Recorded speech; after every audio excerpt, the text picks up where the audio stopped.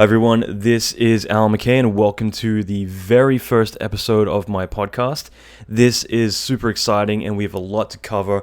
Just as a quick intro, this is episode 1, the art of freelance and becoming a digital gypsy. So anything you want to know about freelance, how to learn, how to get jobs, how to get clients, how to really treat yourself like a business and really become proactive in being able to market yourself, build your name, get out there and start to get work and travel the world and do all the good things that you want to do. This is what we're going to cover this week. Just as a heads up, as the very first episode, there was so much information to cover that it was very hard to kind of cram it all into a small amount of time. So typically they're about 30 minutes an episode. This one is a little longer, but well worth the listen. So let's dive in.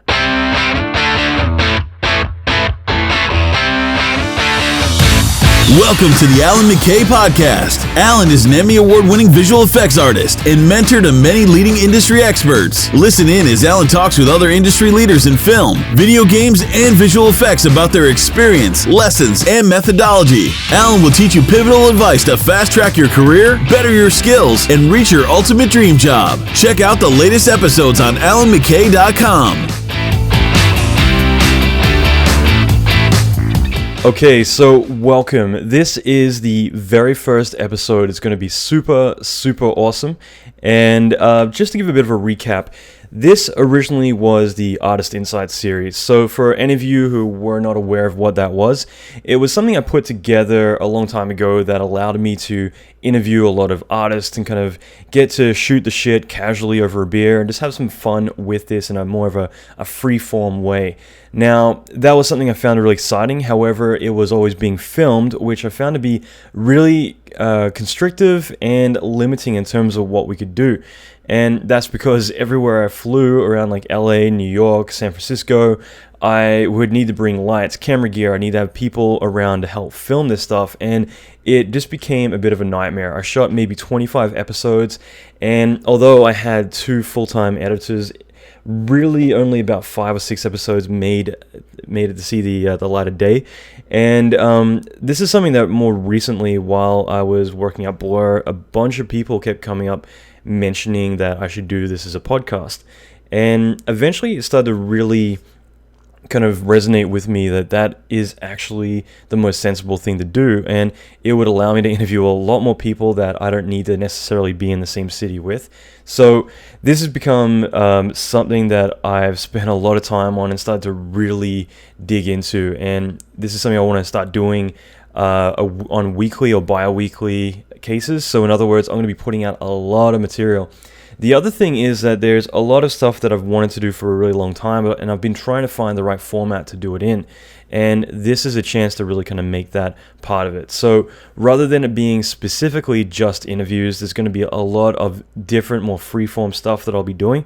So there's going to be a lot of focus on career development, which I've been doing a lot of the past couple of years. I've been doing talks all over the world at SIGGRAPH or Autodesk University, a lot of big events, and also for a lot of universities, and also just coaching and mentoring a lot of really high-profile artists. So not just people entering the industry, but also a lot of really well-established artists, and in some cases really big-name artists out there too, helping them with their careers and how to get out there and really kind of build their career and kind of take it in the direction they need, whether it's more into directing or producing or more into getting more supervisor roles or building their own businesses. So there's been a lot of really cool stuff, and it's such a different area to what you typically might associate with VFX. So there's going to be lots of cool stuff, but let's dive in. And I just want to mention a couple of things that are going to be coming up, and that is that although I will be doing a lot of interviews with a lot of super cool guys from Pixar, Blur, ILM, Scanline, Digital Tutors, Autodesk, lots of different places, there's lots of cool stuff, but also I'm going to be covering a lot of other material that's going to be quite varied, and that's going to be more specifically about, fast tracking your career, how to break into the industry, especially how to break more into specifically feature films, but also building your brand and also positioning yourself as an expert, working remotely from home or bidding on projects, working in other countries, switching careers or switching disciplines, getting a second income or a passive income, so building a business so that way you have additional money coming in, not just working crazy hours and trying to survive that way. Also, surviving interviews and how to look and find work, networking, life and career hacks, becoming a LinkedIn ninja, accelerating, learning new software, things like that. There's a lot of really awesome material. So I'm going to be covering a lot of super cool stuff, and just stay tuned and really kind of dig into this. I will say, for everyone who does listen to this, and if you really like it and want me to do more of it, then I really urge you to do me a huge, massive favor and write just a quick review to something, 1 or 2 lines, no big deal, as well as share this around with other people so they can enjoy it. The main reason is because I just want to see whether or not people really want to see this material. And if a lot of you are interested in seeing more episodes, then I'm happy to start pumping these out every single week. And it's just a matter of knowing that you guys are out there and you're interested. If not, then I'd hate to start doing this, realize that nobody cares about their career or earning money or getting hired by more places. And if that's the case, then, I can kind of focus on other areas. But I'd just love to kind of get it out there and make sure that people are interested and really kind of focus in on what you guys want. So that being said, if you do me a huge favor, and I will mention it later, but just write a review, share this around, let other people know. It would mean the world to me, and if I ever meet you, I will buy you a beer in return. Anyway, so that's my big spiel, and unfortunately, episode 1, I kind of need to do it. But that being said, let's dive into some really cool stuff. Like I said, this episode is The Art of Freelance and Becoming a Digital Gypsy. I titled like that because essentially a lot of people have the title these days of Digital Gypsy or VFX Nomad. It's become a pretty common term. Now, whether or not it's a positive thing is a whole other way to interpret it, because really a lot of people are forced to actually travel around and chase the work rather than doing it because they want to. But let's just kind of cover a little bit of what freelance really is. So for a lot of people, or at least some, is not necessarily a choice. And by that, I mean that with the industry shifting and changing so much, you kind of need to be able to adapt and take the work that you get. And so a long time ago, there was a lot more staff positions, a lot more security, and a lot more comfort in being able to take on a long-form position for years at a studio rather than jumping from project to project. Now, that being said, it's not necessarily a bad thing or a good thing, but I do want to kind of dive into that a lot more. I will say that obviously when people start out, there is also the term, I'm freelancing, meaning that I'm in between work and I'm trying to find whatever the hell I can get. So there's also that too, where freelancing is really a substitute for I'm in between jobs. But typically for a lot of people, they're freelance people by choice, and it's because they like that lifestyle. They want to have the freedom to do a lot of really cool stuff. So I'm one of those people. I definitely have enjoyed more freelance than doing the staff thing. I will say that more recently I've kind of started to think a bit more about taking a staff position, only because being, long-term relationships and trying to settle down a little bit, you do want that security. So it has crossed my mind a little bit in the more recent years, and I've started to talk to a few studios and see whether or not there's something out there that I really feel like I could sink my teeth into and do for a very long period of time and kind of help that company build and grow. But ultimately, I keep coming back to freelance because I love to be able to pick and choose my projects. Now, that being said, why do people want to freelance? I'm going to get into the staff versus freelance pros and cons, learning to treat freelance career as a business and think more strategically about what you do, and how to actually find work, networking, building contacts, and even dealing with relocating or the perks of freelancing, getting to travel around the world for free. I mean, there's lots of different arguments here, but I want to kind of dive into that and more, give you guys a bit of insight into a lot of tips and advice about this stuff. That being said, for most, it's it's a bit of a risk. Obviously, it can be kind of seductive, getting to travel the world and choose your projects, take vacations whenever you want, earn a lot more money. But at the same time, the grass is always greener. And as much as it sounds like the ideal lifestyle, there are also the risks involved with freelancing, which is, what if you can't find work or there are massive layoffs? So freelance is obviously are the first to go in those situations, and then everyone else might trickle out later, but you're obviously going to be a target for that, both because there's no real penalty for letting freelancers go. They're kind of brought on with that in mind, whereas obviously laying people off, you need to give them severance pay, you need to do a lot of different things.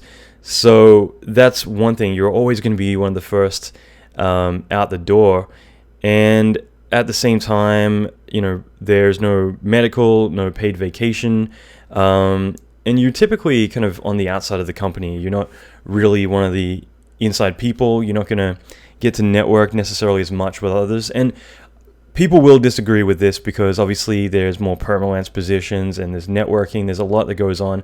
I want to really kind of teach you guys a lot of good, solid material with this episode and kind of get really into that. But this is also a key thing. If you want to freelance, you need to really be strategic and be skilled in how you treat your freelance career. You really need to be a bit of a freelance ninja and kick some butt, because unlike the typical job situation of going in and being part of the herd, being cattle, and I'm not saying that people who have staff positions are, but it definitely has a certain amount of people who might go into those positions because it's a lot easier to kind of be spoon-fed and told what to do, and they work better as workers rather than more independent thinkers. I mention that because I've written a few articles on overtime versus productivity being one of them, and that being one of the things that a lot of people will take a staff position because they want to kind of get into the routine and get into the habit, and that's where they kind of seek comfort. And again, there's nothing wrong with that, but then there's the more ambitious people who, want to do more, want to get out there. And with all that being said, there are a lot of really amazing hacks and things you can do in your staff position that will allow you to kind of move up there and really kind of fast track your career inside of a staff job to where you want to be.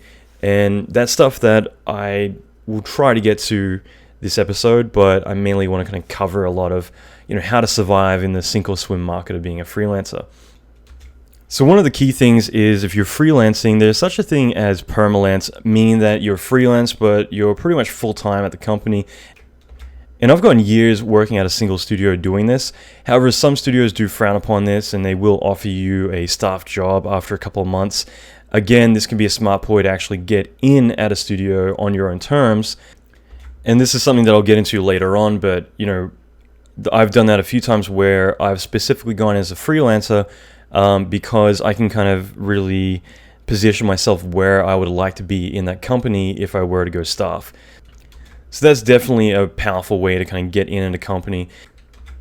The other thing I'll mention is that a lot of people who do freelance, they can sometimes be put on retainers, and that means that you build that relationship with a company and they want to keep working with you. So even when you're not there, they may pay you a certain amount of money per week or per month.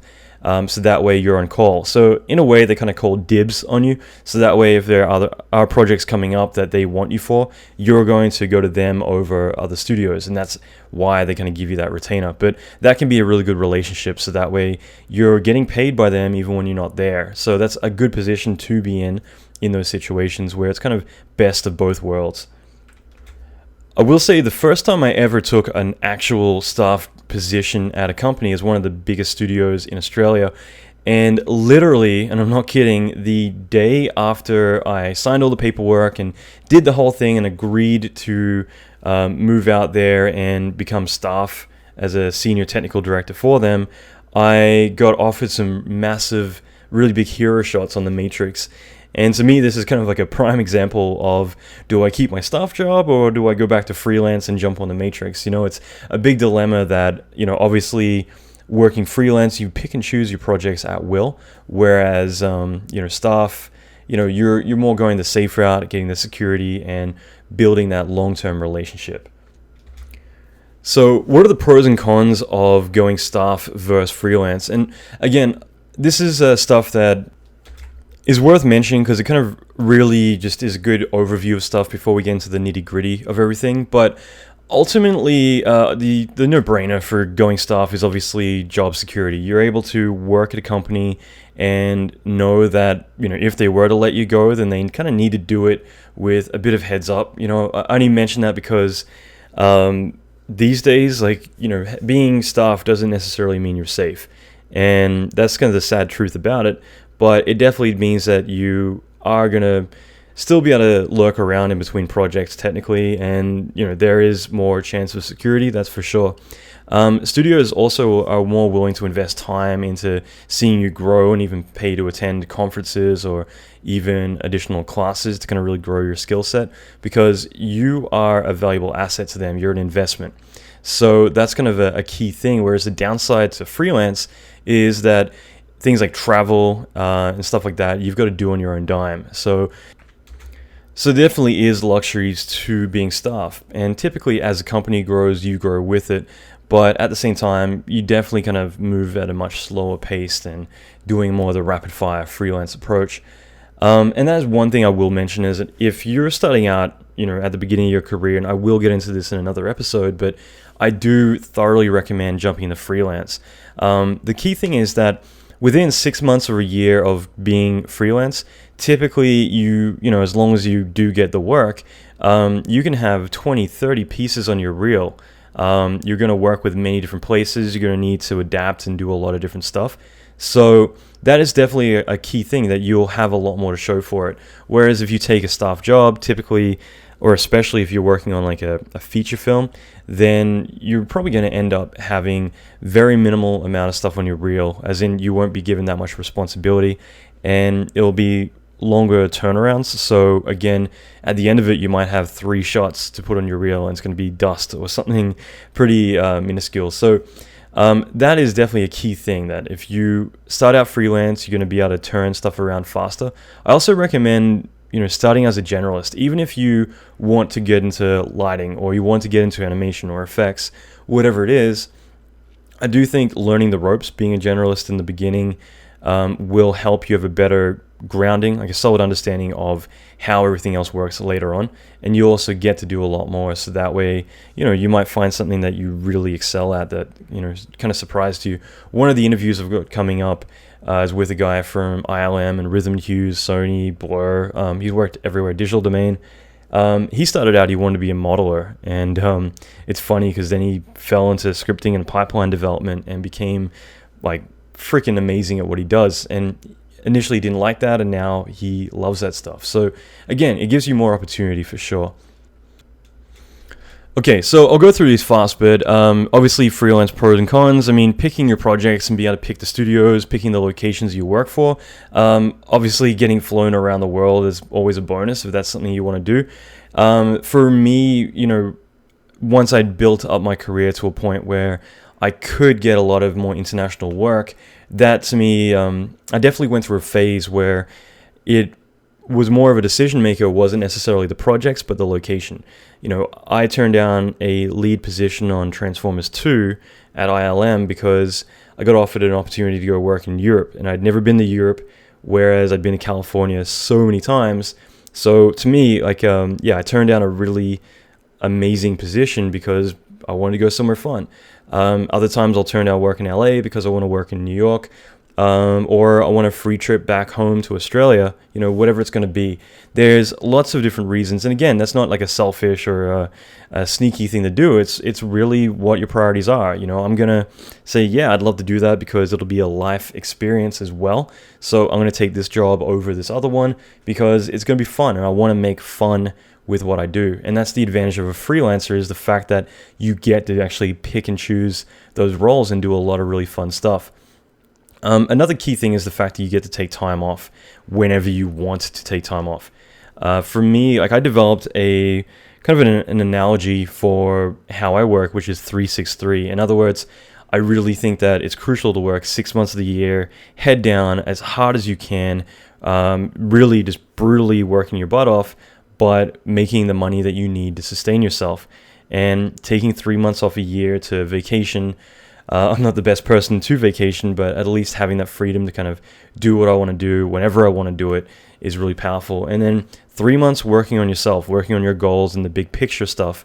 For me, there's a lot of stuff that I work on in the background, businesses and things I'm tied to, that really excite me, and that's stuff that ultimately, big picture, is what I want to do. So by working my butt off brutally those 6 months, I can then kind of focus more on that. And that's something I'll get into another time too, but I really recommend this because, I mean, if you do work, substantial amount of hours and really kind of do that to the point where you're ready to burn out, but you reward yourself too, I think it's very crucial to do that. But at the same time, if you have a short film you want to work on or other goals that you have, you're always going to tell yourself like, I'll do it later, or I don't have time to do it. By forcing yourself and committing to a certain amount of time per year to actually do those things, it means that you've not only got the money saved for that, but also you've mentally kind of made that commitment to do that. And I don't mean 363 as in literally 3 months vacation straight and then 3 months vacation, 3 months focus on something else. It's more about breaking it up and using about that amount of time wherever you want. So maybe it's 2 weeks on a short film, 2 weeks on this other gig, 2 weeks teaching, whatever you want to do. You kind of break it up and use it throughout the year sporadically to kind of really make your life a bit more rich and rewarding. Another real advantage is the fact that you can negotiate your pay as much as you want. Okay, so a key thing of that is because typically when you go to a staff position, you're going to get to renegotiate your pay maybe once a year, and it's not really a negotiation as it is much more, do I get a raise and how much? Whereas you can really reestablish yourself as many times as you want every time you start a new gig. So even at the same company, when you take on the next project, you can say, look, what the rate I was charging before was kind of a set rate that I'd been used to. However, moving forward, what I would like is to charge this much. Is that something you're willing to do, or should I, take a gig elsewhere for this cash? You can kind of use as a negotiation point too. I mean, for me, even recently, I got offered substantially more money to go to another studio. I actually turned them down to go work with another studio just because I wanted to work with that company. So money doesn't need to be the reason or the drive behind what decisions or places you go to. But when you want to, you can say, look, this is my rate, this is what I'm going to charge, and they can say yes or no to it. But at least you're in a situation where you can kind of gauge what works, what doesn't, and maybe slightly bump up your pay every few months and see whether or not it's going to work. And it really also means you can kind of reestablish yourself too. I've got friends, and again, one of them I'm going to interview on here shortly, who's worked for Blur Studio and worked on the new Destiny and Halo cinematics, a lot of other really cool stuff. I worked with him on The Equalizer. He started out working in architecture, moved into lighting, and he was a lead lighter on a lot of really high-profile films, as well as Da Vinci's Demons, a lot of other cool projects. And he decided he wanted to switch to effects. Now, if he was at a company, and I've seen this happen before, if he was staff at a studio, he wouldn't be able to just say, you know what, I want to switch to this other thing. I do have things that I can mention later on about if you did want to kind of adjust or switch roles inside of a company, how to approach doing that. But in this case, simply saying, you know what, like I'm going to start doing a bit more of this work, or I'm going to try and chase more of these types of jobs. He was able to actually reinvent his career or his discipline inside the industry as an effects artist. And now he's working on a lot of high profile projects as one of the key effects people. And so you can kind of quickly shift into other areas. And I've had that luck too, where I don't think there's any other industry I would have been able to do as much as I have in visual effects. I've directed a lot of commercials. I've produced both long form and short form projects, just because for me, business does excite me, and I really kind of wanted to get my head more into that, as well as doing a lot of stuff like character animation, doing compositing full time on various projects. There's a lot of things I've managed to move around and do because I had that freedom to actually do that. So I mention that because I think it is pretty crucial to if you're freelance, you can really renegotiate who you are, what you do, how you're going to work, all of those benefits. So that's really a powerful thing.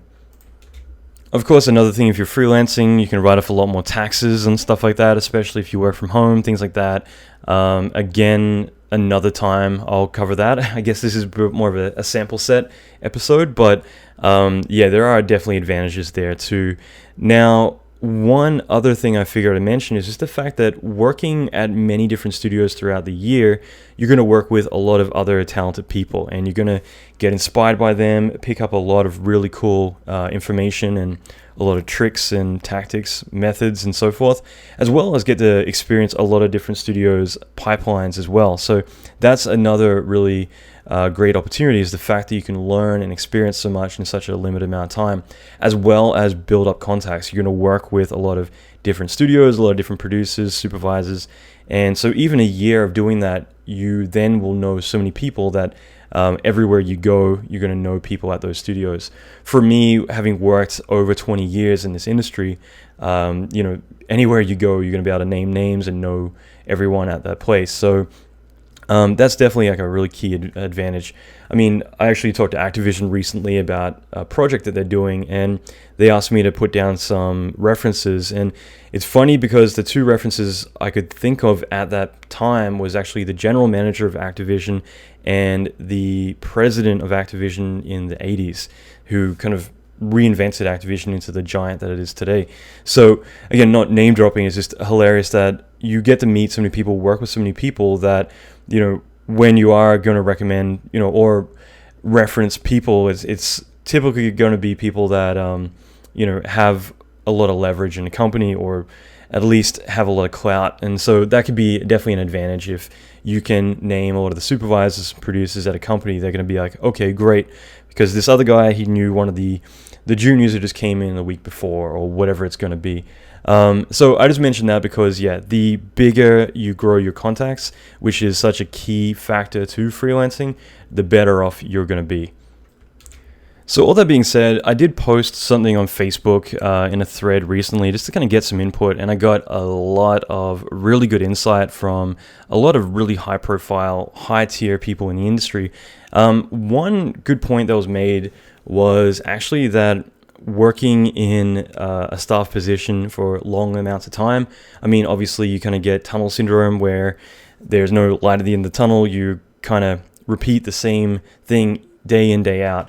And obviously, after a while, you might kind of feel like you're getting a little bit too comfortable or soft.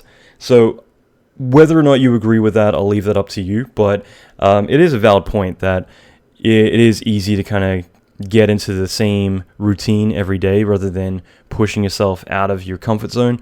And that's definitely a huge benefit, I think, to be on a freelance, is to kind of always keep pushing the boundaries.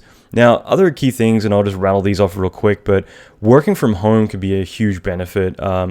More of a convenience, but for me, the times I do get to work from home, it's great because I get to manage multiple projects at once rather than doing the same one thing and waiting for client feedback or whatever. I get to kind of keep things going by handling multiple jobs and really kind of hitting things hard when I do work. And then again, obviously, when I do hit that breaking point, I can kind of take some time off. I will get into that in another episode as well. It's just one thing I'd love to focus on doing one on is how to work from home. If that's something that you're more interested in doing, maybe because your location isn't too amazing, you want to be able to work for studios in LA, London, Vancouver, whatever. I've worked for all of them remotely, and be able to attract clients from other countries, or just if you like working from home to spend time with your family, whatever it's going to be, or working your PJs is kind of your thing. But I'll try and put together some like swipe files and template emails and lots of giveaways about that. So again, stay tuned. Lastly, freelance cons. So the big thing, and this is more to do with scares. I mean, a lot of people don't want to go freelance just because there's no job securities. Layoffs can happen anytime. There's dry periods where there might not be any work for a couple of months, and you need to plan ahead for that. So although freelance may pay better, obviously you need to save for a rainy day. And obviously no medical, no dental, no paid vacations. And you're competing in a very oversaturated market. So you need to be able to be on top of your game always. And it can get pretty stressful chasing jobs and trying to keep on top of that. And that definitely is a key factor coming into this. Freelancing, to fast track your career and keep your skills up, your experience, you really need to kind of really keep pushing yourself and handle all those different aspects. And that's something I'm going to get into in a moment. But A good thing that I mentioned before is that you can freelance, sample a lot of different studios, and kind of pick and choose where you want to work, and then come in under your own terms. Being able to freelance, you get to build all those contacts that I mentioned, and it means that when you are finally ready to settle down, you really have the luxury of like coming in as a high tier artist. I remember working in a studio when I was really young and getting to meet someone who's like flown up for the Christmas parties, flown around everywhere, and getting to treated like a rock star, basically. And at the time, it really just blew my mind that there were people out there like that. And, it kind of inspired me a lot, just kind of seeing that, there were people who were in such high demand. And it wasn't necessarily because their name and everything else, but it meant that they really have a lot of power and a lot of clout within those companies. Like, they really get respected, and they get to do whatever the hell they want, and they're not going to be hurting for work. So positioning yourself, building your brand, doing all that stuff, it's very powerful to establishing yourself and getting a lot of power in what you do in your career. And definitely that, as a whole, this podcast is going to be covering a lot about. So moving forward, I just want to cover that because I think it's just a good way in 20 minutes to kind of summarize a quick, overall idea of how this stuff works and how there are definitely benefits to both, and it's not necessarily one or the other. Freelancing is definitely a gamble, and I will tell some stories in a little bit about how it can really backfire and burn you, and you need to be careful and you need to be smart about your career because that really is your business and what you've got. The two biggest pieces of advice I can really give is that you need to have goals. You need to have a direction. I really urge you to kind of sit down and figure out what you want and what you want to establish yourself with. And it doesn't matter if you're at the beginning of your career or you're kicking butt. Like, I think that you always need to have direction, and it's very easy to kind of lose sight of that. But if you have goals, even, for this year, I want to start supervising, whatever it is, at least then you can start to be aware of it and conscious about it. And as those opportunities come up, you can begin to kind of recognize them. I kind of believe that, you don't have like an opportunity of a lifetime or one opportunity. You have opportunities all the goddamn time, but most people are just too ignorant to see them because they don't have that drive and that hunger. But the more active you are and the more you really kind of train your mind to really take opportunities and really take chances, the more you'll start to connect the dots. And as things happen, you'll begin to kind of really see the big picture and how you can kind of get everything to kind of work in your favor. Not in a manipulative, kind of creepy, sleazy way, but more, really kind of taking charge of a situation. And that kind of comes down to, even as a staff job, like how you can step up and get a lot more responsibility, how you can really start to make your career work for you. And that's a really kind of key thing. And one thing you'll hear a lot from me is you've got to be in it to win it. And what I mean by that is literally, you need to actually put yourself out there and make opportunities. If you're not out there, then you're not going to get these opportunities. So the more you push yourself outside of your comfort zone, the better you're going to succeed and the more you're going to do. And I really think that's a very, very important factor. I hear my girlfriend say it a lot now just because I guess I say it so much myself, but I think it just summarizes a lot with career so much. The more you get out there, the more you put your name out there, the more you say yes to opportunities, the more you're going to get opportunities. It sounds so simple, but I really believe that. Okay, so all of that being said, I'm sure there's a lot of you who are either getting your career started, but then there's a lot of you who probably are in staff positions and thinking, you know what, I want to start breaking out into freelance. And that is something I get a lot of people asking me about, but there's also going to be a lot of you who are already freelancing and you've already got a really successful career. But at the same time, this is a chance to kind of really refine your skills on getting gigs and getting consistent work and getting the best opportunities out there.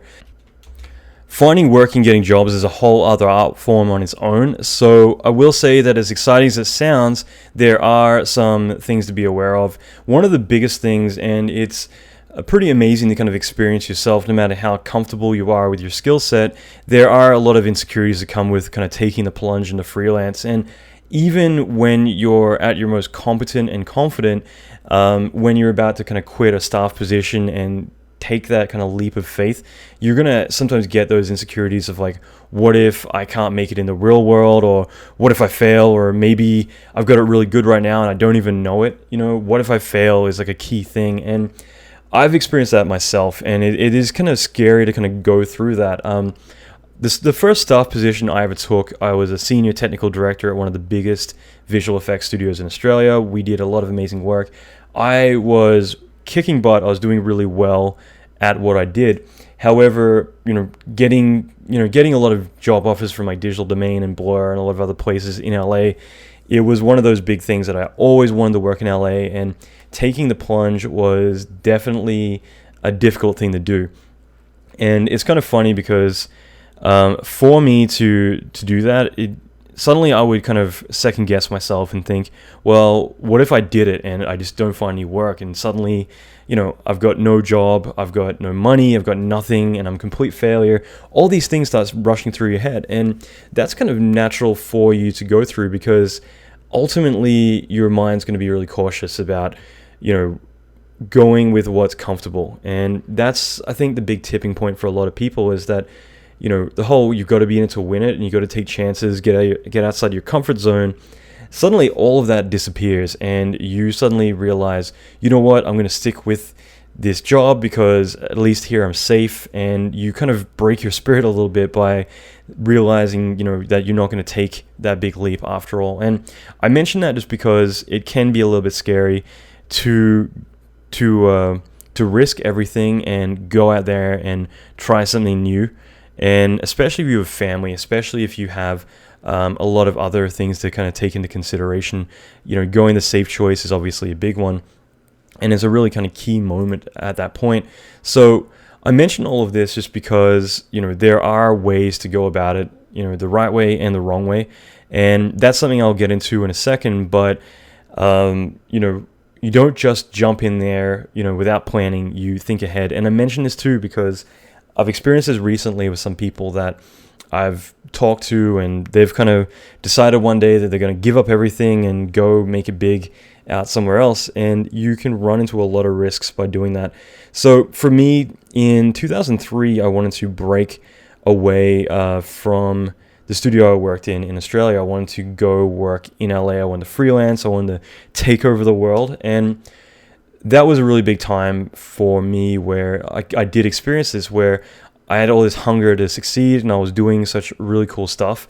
And I had opportunities to go work on all of the Lord of the Rings movies, The Matrix, a lot of other things. I've been turning all of them down. And I was kind of surprised. I just didn't want to leave. And I didn't understand why, but I just kind of felt like, I could lose everything. Even though I wasn't happy with where I was. And I had this kind of, I was getting to that point in my career where I was starting to get a little bit kind of cranky, just because you're not happy with where you are. And rather than going out, you start to face that fear and you start to retract back in your shell.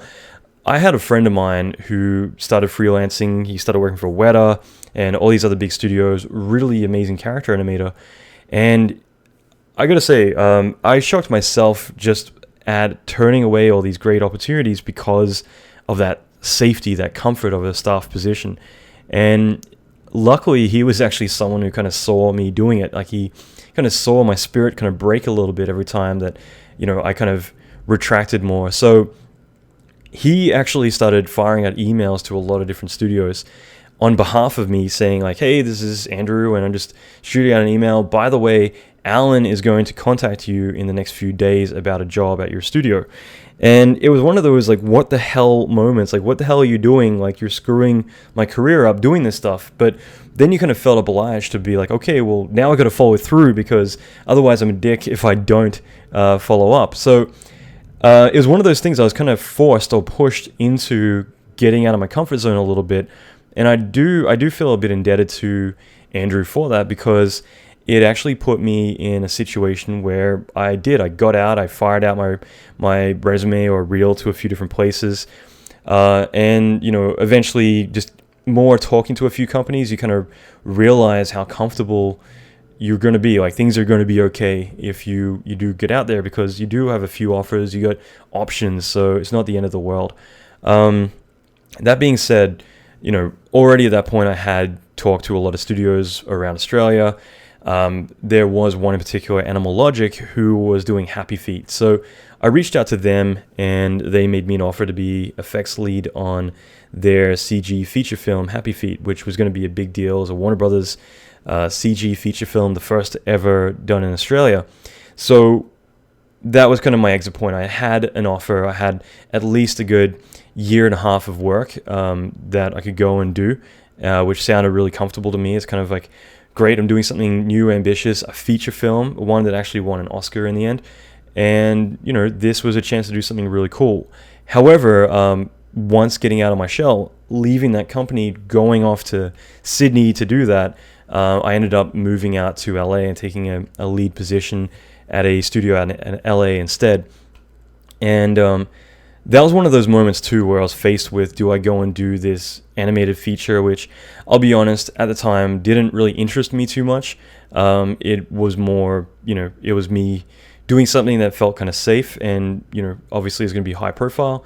Or I could go out to LA, risk everything and do something really wild, but could pay off. And I just remember fast forwarding 3 years, I guess 2006, I was in LA with a couple of friends from Sony, and we're all watching the Oscars together.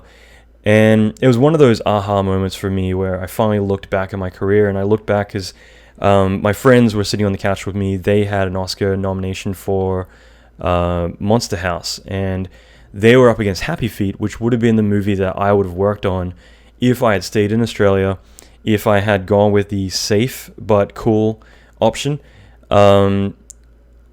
Meanwhile, I was up for an Oscar for Superman Returns.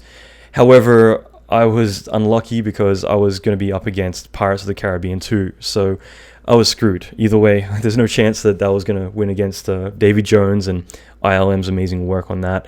But it was one of those moments where I actually had a moment to reflect on what I had done and over those past 3 years. And, I could have worked on Happy Feet, which ended up being a 3-year project. It ended up winning an Oscar that night.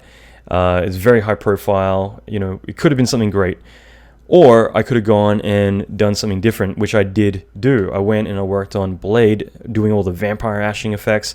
To me, that was a dream come true. I'm still proud to have been part of a really amazing team of artists working on that. I got to work with a lot of big studios, Blur, Frantic Films, all these different places, work on set on Superman and do all these like really awesome things. And all of it became so natural, so fluid to me to actually do. And I say that again because it's more to say that like once you get out of your comfort zone, as long as you do it intelligently and you have a plan, you have a strategy, you can actually do a lot of really amazing stuff. And you pick up that momentum and it's in stride. As soon as you start running, putting each foot forward becomes easier and easier and easier, and you become faster and faster and faster. And you begin to build all these connections. You begin to move further in, get better at what you do, and begin to really establish yourself, your name, and everything about you. And after a while, it becomes second nature. You have work coming to you. And you will get to a point, as long as you do things right, where you don't need to look for work. There will be work coming to you. Your phone will start ringing every day. Your email inbox will blow up every single day.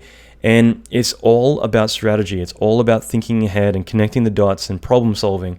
That becomes a key thing with this. And, treating your freelance career, treating yourself like a product, you got to learn to treat it like a business. You got to learn to market yourself. You got to learn to know how to push yourself. I think that's a really, really key thing.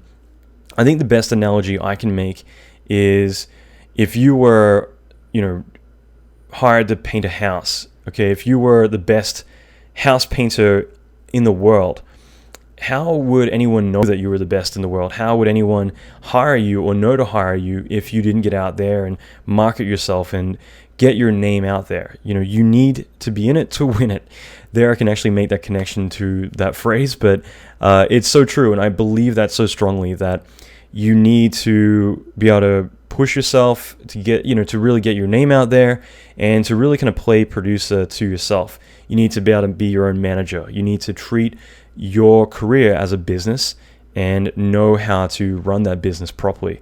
And that, I think, is scary to a lot of people because it's a chance to really mess up if you don't do it right. And I think, it's just more about knowing how to do it properly.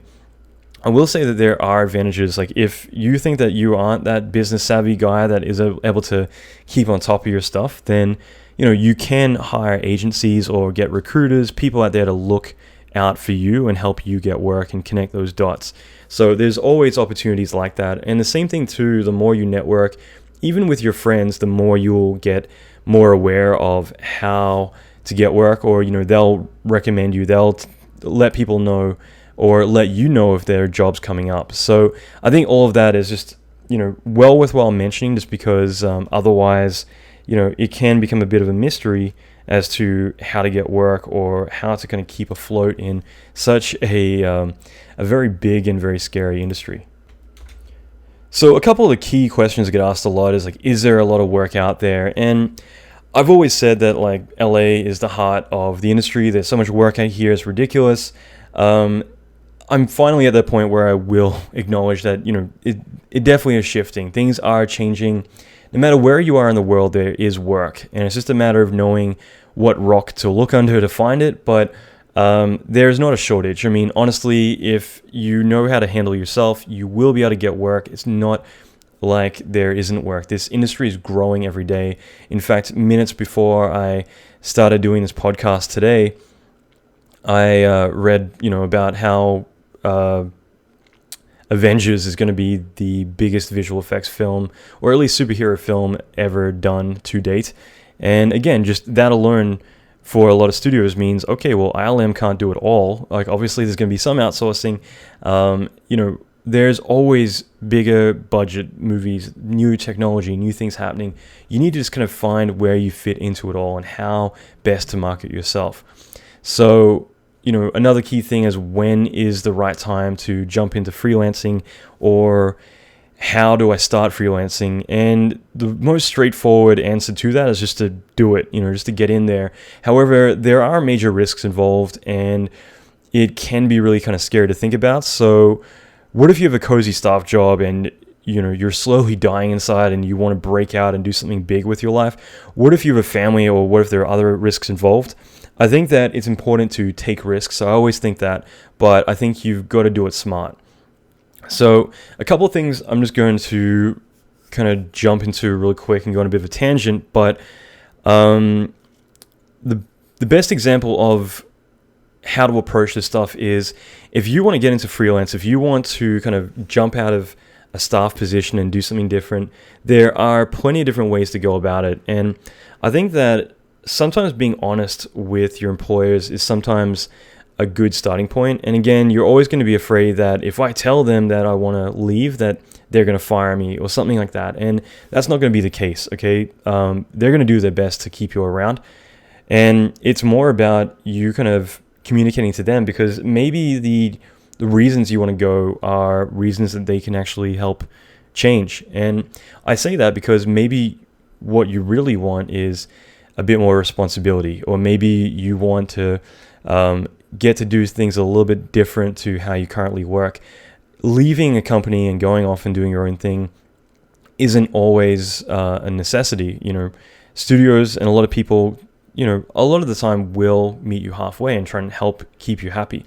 Not every employer, not every company is going to think like that, but the smart ones will. They'll do what they can to keep you around. So communication, I think, is key. But at the same time, if you communicate this early on, then at least they're aware of it. Recently, I've got a friend of mine who, his wife works at ILM, and he's been working in LA this entire time, and it's gotten to that point where he needs to relocate up there because they can't live in different cities away from each other. So that being said, it doesn't necessarily mean that it's game over for him at that company. They're gonna potentially want him to work remotely or figure out something to kind of make that still work. And I just say that because no matter what your situation is, there can sometimes be resolution. That being said, if you do want to break out, I mean, telling them ahead of time, it means that at least it's not a big surprise. You're kind of opening up communication. You're doing the right thing for them as well. By giving them that heads up, they can start to kind of accommodate that and look towards the, down the line.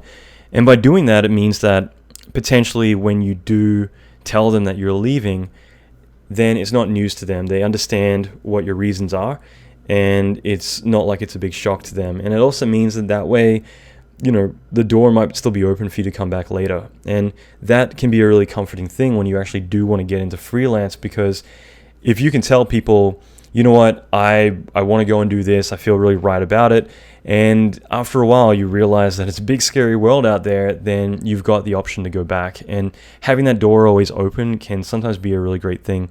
I've actually seen people quit staff jobs and quit and go freelance for the same company. And it just means that, and you can say it, look, I need money, I'm going through a divorce or whatever your reasons are, but you can say that I need cash, I'm going to freelance for you guys instead. And obviously it's a bit of a shift in paradigm, but it means that you're still staying with the same place, but under different situation. Okay, so a different understanding. And so that isn't the end of the world either. It just means that you've got that leeway of getting a bit more cash. And, if things were to dry up, obviously you're not protected by the, being staff security, but it is one way to kind of stick at the same place if they're willing to do that. So again, communication I think is a very key thing, rather than just flipping a switch and be like, I'm out bitches, and getting out, So think about that. Again, recently I witnessed someone resign, or actually a bunch of people resign at the same time to go off and do their own thing, and literally going on vacation, coming back and quitting, giving 2 weeks notice. So by doing that, you can piss off a lot of people by just kind of dropping it on them. I will say that doing right by you is always important. I've got a friend who got offered a really high position at a very, very high profile studio, and they had already paid for his visa and organized for him to move to the States. And at the very last minute, he got an offer from a different studio that was, basically their main competitor, and is one of those situations where the other place interested him a lot more. They had a lot more money and a lot more perks to that job, and he was coming to me saying, what should I do? I've already agreed to this job. I've already had my visa being processed. Like, do you think they'll be pissed off if I just quit all of a sudden and go to this other company? And what I told him is, yes, they're going to be very pissed off, but at the same time, you need to look after yourself. Going to another studio that you're not going to be happy with, you can be paid less money, and going to work there for 3, 4, 5 years or longer just because you would agree to do it earlier on, even though it's not the decision you want to do. At the end of the day, the company is going to get by. They're not going to, go broke or, lose anything by not getting you on. So, at the same time, you got to think about the role reversal of what would a studio do if they decided the last minute that they had someone else they wanted, or they didn't need me anymore. They would let you go. It's a business at the end of the day, and you do need to look out for yourself, especially in those situations. I try my best to always keep my clients happy and really leave on the best terms, and I think I've got a pretty solid track record doing that. But at the same time, especially more recently, I've started to kind of finally realize, there's more to life than visual effects and then doing this stuff. And, you're going to lose your health and a lot of other things by really hurting yourself doing this. So why not think ahead and really kind of start to think of yourself first and then everyone else, Like, at the end of the day, if you end up being sick for months because of the job or whatever else, just because you're working late nights and being unhappy doing it, maybe it's better to kind of say, no, I'm going to do me for a little bit, That being said, the whole working strategy and getting out there and doing stuff, like if you want to go and freelance and you want to still kind of keep safe and you're afraid if you tell your employer they're going to freak out and fire you or do something weird, you can still dabble in freelancing, build up your client base. While you're at a studio, you've got a ton of opportunities you'll never or won't particularly have access to elsewhere. And that is that if you want to start freelancing more, for instance, you can communicate to your employers that, look, I'm kind of unhappy right now. I'd love to get more responsibility. I'd love to do more of this, for let's say supervising. And I've had a few friends at ILM and a few other places that, when they were earlier on in their career, they did exactly this. They got more of a few roles supervising shows, and that way, at least when they actually left that studio, they were supervisors. They weren't leads or they weren't regular artists. They were at a supervisor level. And it meant that having that experience, you're not going to go elsewhere and have to start from scratch and work your way to a point where someone will let you supervise again. By saying it there while you've built that clout, you've built that comfort, that experience, that relationship, you're more at an opportunity to say, look, I want to do this. Will you let me? And the worst they can say is no. But it means that when you leave, you've kind of built that momentum where you're finally leaving at the peak of where you should be, rather than leaving a little too soon. And again, I've experienced that. I've got friends in recruiting at Disney who, they were about to get promoted to a management point at a company. They left a bit early to go to a different company, and because they didn't get that management experience, they had to go take a lesser role in a company and work their way back to that management position they were just about to get. And that's why it's better to kind of leave with a bang. In other words, really kind of get to the peak of where you can, like really, sponge the crap out of the company that you can, not in a bad way, but, really kind of get the most potential you can before you go.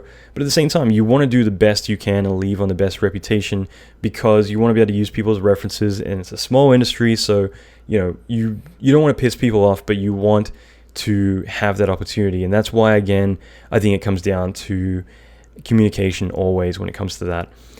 But that being said, like, all the opportunities within a company is one thing, but at the same time, like, why not freelance on the side? In other words, what if you go and work nights at another studio or work from home? If you start to talk to other studios, you can make opportunities to work with them. And if things work out, then you could potentially go and work freelance for them right afterwards. So you're starting to build those opportunities by reaching out to other studios and letting them know that you're interested in doing some freelance or whatever else. That being said, some people are going to feel a little bit sketchy about that. Like, I shouldn't be looking for work while I already have a job. Or what if my employer finds out? I think that you really should always be talking with other people. It shouldn't be a new thing. You should be constantly reaching out to other studios, networking, doing your thing. And it's not about finding work. It's about being in on the pulse of the industry and knowing what's going on, knowing everyone at every studio. And it also means that, if someone there is unhappy, you could potentially poach them over to your company or whatever way you want to look at it. The more you know, the more you can kind of get in there and be a part of everything going on. And at the same time, like, while you're at a studio, like working staff, like, the more ambitious you get, the more you start to think about how to work your way up, the more you should start to think with more of a business mind. In other words, get to know your clients, get to kind of spend more time kind of working, just as much inside of like the other areas of the company. In other words, try and get as much experience and exposure as you can. So if you start to work with clients and you get a good relationship and good rapport with them, then it's going to make it great when you do leave, because you'll have this robust client base to work with. And that doesn't necessarily mean that you're going to go and steal clients when you leave. It means that you will know all these people, all these key players in the industry. And there's nothing better than walking into another studio and being best friends with the director who they've just hired for a project. Again, there's just so many advantages to the more people you know, the more well-established you're going to be out there in the real world. So it's a really, really powerful thing to kind of network and make sure you know everyone. Now, like I said, you can network on the side, freelance on the side. You can, freelance nights or, whatever it's going to be. If that doesn't work for you, you can always take a vacation. In other words, you can line up your vacation time around the same time as another project's coming up. Now, that might sound too glamorous, but it's a good chance to say, okay, well, I've got a month's time off lined up. How about, you go and take your vacation, but what you actually do is you line up work at another studio. That way you go and you work some freelance rates, you make some good money working as a freelancer, but you actually get to establish yourself working with that company, see what they're like, get more confidence in yourself that yes, you can actually survive out there in the real world and you can actually do this. And again, you've got the comfort and safety of if this doesn't work out, then you go back to your old job again, and no one's the wiser, So it's just a key thing is just if you want to, there are options. At the same time, I've got a friend right now that is looking for work in LA. So she flew over here on a whim because she wanted to look for work and line up a bunch of job interviews. And I discussed this with her a bit beforehand, just, what her options are, what's best to do, because she was going to be applying for jobs remotely, and it's always a risk. Now, at the same time, you could just rock up here without a plan and start to fire out resumes. The real key thing is, if you're going to take time, like a vacation, and go out somewhere, why don't you plan ahead? Why don't you start to line up a lot of stuff, do your due diligence, and really do some strategy. Start to figure out, okay, what are the studios that I want to go on and talk to? What are the places that I want to work with? Who are my contacts? What are the people within my reach? Get on LinkedIn, get everywhere, start getting busy, getting hungry, going out and looking for work. Now, by doing that, it means when you actually arrive in LA, you already have a game plan. You've got all these contacts. You've got everything lined up. And that's a key thing to keep in mind, is that rather than just rocking up and being like, okay, now I'm on vacation, time to look for work, you can actually have a strategy and come in, hit the ground running, and literally start talking to people and getting more work, getting out there and getting more happening. Now, I mentioned that because on the flip side, there are people that I've talked to in the past who've said, I want to come and I want to work in LA. And they apply and they talk to studios in LA, for instance. And a lot of these studios will say, look, we don't talk to you unless you're in LA. We're not going to talk to you if you're away in another city. And there's many reasons for this. One is it's complicated. What if they don't show up? They also don't want the burden of bringing you all the way out here, or having you come all the way out here and then it fails, it doesn't work out, and you've got to relocate back to where you are. At the same time, they just simply won't want to be responsible for financially covering you to come out here too. So there's all these reasons to justify why that is, but at the same time, it doesn't necessarily mean that you need to physically move here and then talk to all these companies. Just because a company says you need to be in LA for us to talk to you doesn't mean that you cannot shoot them an email and say, look, I'm going to be moving out to LA in a couple of weeks. I wanted to talk to you about a few gigs. They can then say, great, when are you going to get here? And then you can say this date. They say, awesome. Well, we have all this stuff coming up. If you're coming out here, then that's going to work out great. If they say, well, when you get here, talk to us, then fine. You can fly out here and you can talk to them then. Or you can simply say, okay, great. Well, now I just moved out here. I'm physically in LA. Get yourself a 310 number, or, if you're in Vancouver or London, get yourself a London or Vancouver number. It's very easy to get on Skype or other places and get these phone numbers and just put that on your resume. By doing that, they're going to say, okay, great. Like, you're now in our city. Let's talk. A perfect example is a good friend of mine. He came out here from Texas, applied for a job at a studio out here, and they did the same thing, said you need to be in LA for us to talk to you. So he sent them an email saying, great, I just moved here, here's my number. They called him on it, reroutes to his Texas number, and they said, okay, well, if you're out here, then can you come for a job interview next Monday? So he's like, yep, I'll be there. Hops on a plane, flies out for the job interview, gets the job, flies back that week, packs his stuff, drives up here with all his stuff, moves into a hotel, finds an apartment, starts working the following Monday. The studio was never the wiser. They had no idea, and he got the job. Simple transition. So I mention that because it's good to think outside the box. It's good to not look at the restrictions like, okay, well, this person said that, and to take it so literally. And I say this because I have had people contact me that have thrown caution to the wind and been like, okay, I'm going to move across the country, move out of their apartment, put everything they have in a truck, and come to LA or wherever it's going to be, but in this case, LA, and expect that they're going to get work without really having a plan.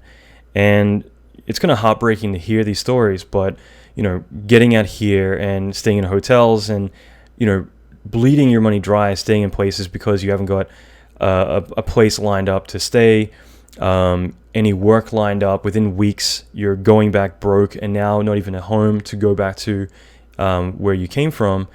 And, it's just kind of those kind of failure moments that are really chilling, depressing, and even for me, just to kind of hear them from other people, it's kind of stressful and very discouraging just because, you want to do this right. You need to think ahead and have a plan. And I keep saying that because it's such a crucial thing. And I've seen a few people do it now where they literally just hop on, a bus or in their car and come across expecting, to do all this stuff. And when I ask them, like, why did you do this without thinking ahead, like before, having a plan? It's because, well, every studio in LA, so they won't talk to me unless I'm here. And it's like, look, there are workarounds for this. You don't need to just give up everything you have to come out here. Even just firing out emails to people saying, look, I'm in LA for the week. I'm just seeing what's around. Like, do you have 5 minutes so I can swing by for a tour of the studio, drop off my reel? Something as simple as that, like lining up 20, 30 studios. You're playing the numbers game, but if you fly out for a week rather than giving up your whole entire life, dropping everything and moving out here without a solid plan, flying out for a week and just meeting people, dropping your reel off, at least then you've established a connection with those people. And you can say that, again, as John, or I'll say the person who remains nameless, as my friend John did, just saying that you're in LA and you just moved here, whatever it's going to be, if you want to do that, there's so many different ways to do it. And you want to do it right. You just want to plan ahead. And I say that again just because you don't want to do it the wrong way. And I've heard of a lot of stories now from people who are in that situation where it's kind of heartbreaking just to kind of see that they've given up everything to do something and not thought it through. And, you really just need to think it through. I got to say, like, I always have a bit of a problem kind of saying those stories just because they are ones that I have personally experienced. And again, like even in my early career, I did that when I was 17. I turned down a job that I wanted just because it wasn't in a city that I knew people. I moved to the other side of the country, actually 16 years old, and took a job working in video games I didn't even want. Ended up being homeless for a couple of days because of it, and going through utter hell. And again, like we've all got those stories, and they really do shape you into who you are. You learn and kind of gain a lot of kind of fear or restraint because of those situations. So, I just have experienced that recently. I've seen a few people do that, sometimes even a few times, and just, you want to do things right, okay? As much as I want to sound like a broken record right now, it does happen, and it's really sad to see it. Okay, so picking up the pace a little bit, I'm just going to talk about a couple of things real quick. Ways to stand out. I think it's very important to kind of build your niche, build some way for people to kind of relate to you. And so I've got a few friends who've successfully made short films like Iron Baby or Toads or 50% Grey, a lot of other really cool shorts, and they've done some really amazing stuff. And that's really kind of jump-started their career or really kind of made it pick up a lot more. And, there's a lot of advantages to that. I've seen people who just win all these awards in their career, they never look back. Now, at the same time, even just defining yourself in a certain niche, it's very key to getting jobs too, because at the same time, when you meet people, you need to have canned material, and I'll get into that later on, but, you need to be able to define yourself very briefly and easily, so that way people know how to classify you. If you don't know how to classify yourself, then no one else is going to know either. I have plenty of friends in the industry that I've known for years, and I don't typically talk about work when I'm out with people, and so it's kind of like a pretty funny thing that I will have friends of mine I've known for years, and I never really asked them what they do because we've got plenty of other things to talk about. And then one day they can say, like someone might ask them around me, like, what do you do for a living? They're like, oh, I'm a character animator and I do this, this, and this. And I'm like, holy shit. Like, if you had ever told me that, I could have given you 100 jobs. I just needed a character animator last week and I didn't know anyone to hire.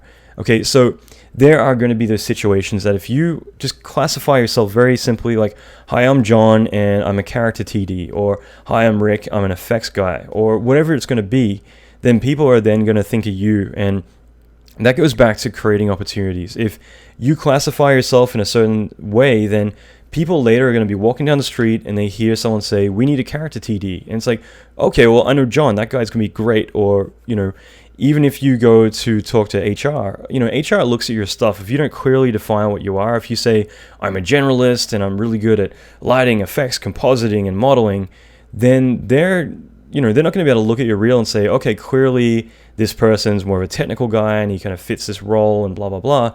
They're going to throw you in the bin of miscellaneous because they don't know.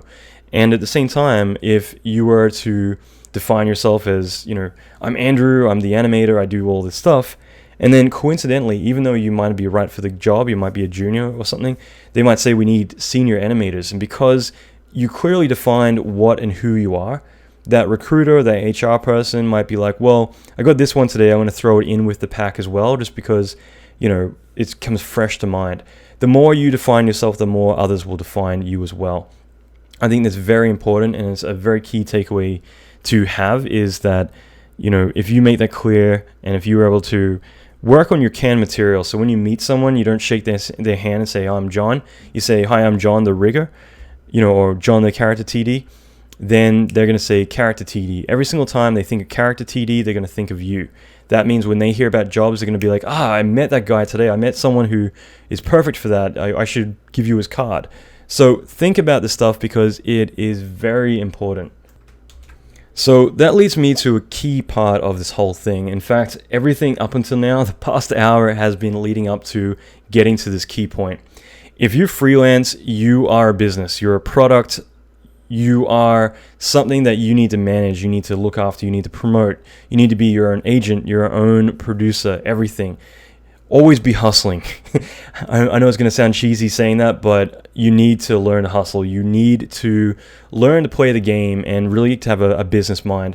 I don't think I came from a business point of view, but I definitely kind of fell in love with the aspect of being a producer as much as I am an artist, and learning to be able to bid on projects, how to manage staff, how to look at projects from more of a bird's eye view. The more altitude you have, the more you kind of see it all come together. And I think that this is a really powerful thing, because the more you have a mindset for this, it doesn't mean that you need to love business and love Excel spreadsheets.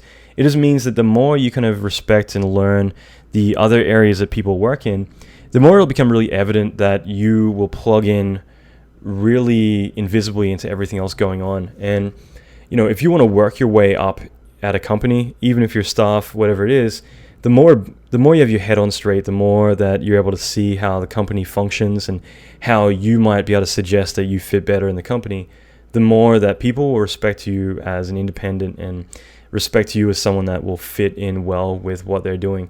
The more reliable you'll be, the more opportunity you'll have. And I really think that that's really important.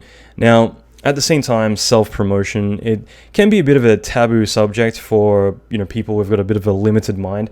I will say that there are many egos in this industry especially, but I do think it's very healthy to learn to promote yourself, to build a brand, and to establish yourself. If you don't do that, no one else is going to do it for you, okay? So the people who are humble and amazing and really great at what they do, they're the people who, I hate to say it, but if they don't step up and really get aggressive and ambitious with what they do, no one else is going to do that for them. People aren't going to, tell them, you know what, you need a pay rise, we need to give you all these opportunities and all these other things. If they're not demanding them, then they'll stay under the radar, and that'll be the secret weapon that a studio has, is this person who may have a low self-esteem and doesn't really want to step up and take what's theirs. Now, that's why I say you got to be savvy, think on your feet, and be kind of strong. It doesn't mean you need to have an ego, but it does mean that you need to kind of really step up and define yourself and really figure out your game plan, your goals, and start tackling them, okay? The reason is because otherwise, no one else is going to go around praising you and telling everyone in the world, this person, you should give him everything that he asks for. So by you defining yourself, by you going out there and building up a strong rapport with a lot of studios, the more companies, producers, supervisors, clients that you work with, the more they're going to all be aware of who you are. And the more that you know how to approach people and how to approach them correctly, the better you're going to be able to fit into your own game plan. So that being said, representation of yourself and your career and your skills is very important. This is a multifaceted business, and you got to be one of the good ones to really survive. So to really succeed in this, you need strong communication skills. That is that you need to know how to talk to people, how to present yourself. If you're shy, if you tend to not be too outspoken, it's not the end of the world, but I do think that you need to kind of work on that. Sadly, I've got friends who are really, really high up there that are really talented guys, and now they're, senior compers and other artists at ILM and Weta and sometimes both, but I've seen them too go to other studios where they literally just didn't fit in, where it was more the fact that management didn't like them because they didn't kind of speak the same speak that they did. And that's where it goes back to the whole, being able to have more of a business head, at least so much that people kind of get it and know that you can kind of talk on the same wavelength as them. If you don't, then you kind of will alienate people. And that kind of sucks, but you go for job interviews, and if you're a little bit odd, then it sometimes can be the thing that prevents you from getting a job. But if you're really outgoing, easy to approach, all that kind of stuff, then it means potentially, you might get the job over other people. I spoke with Riot recently, who does League of Legends, and we had a big chat about some projects. And I remember talking to them, and it was a team of producers who called me, and they basically just said, like, we're just calling to make sure you're not weird, because most of the time when people contact you, they've probably made up their mind that they want to hire you, but it's more about screening you to see whether or not any warning bells go off. And that's why it's kind of good to kind of work on that.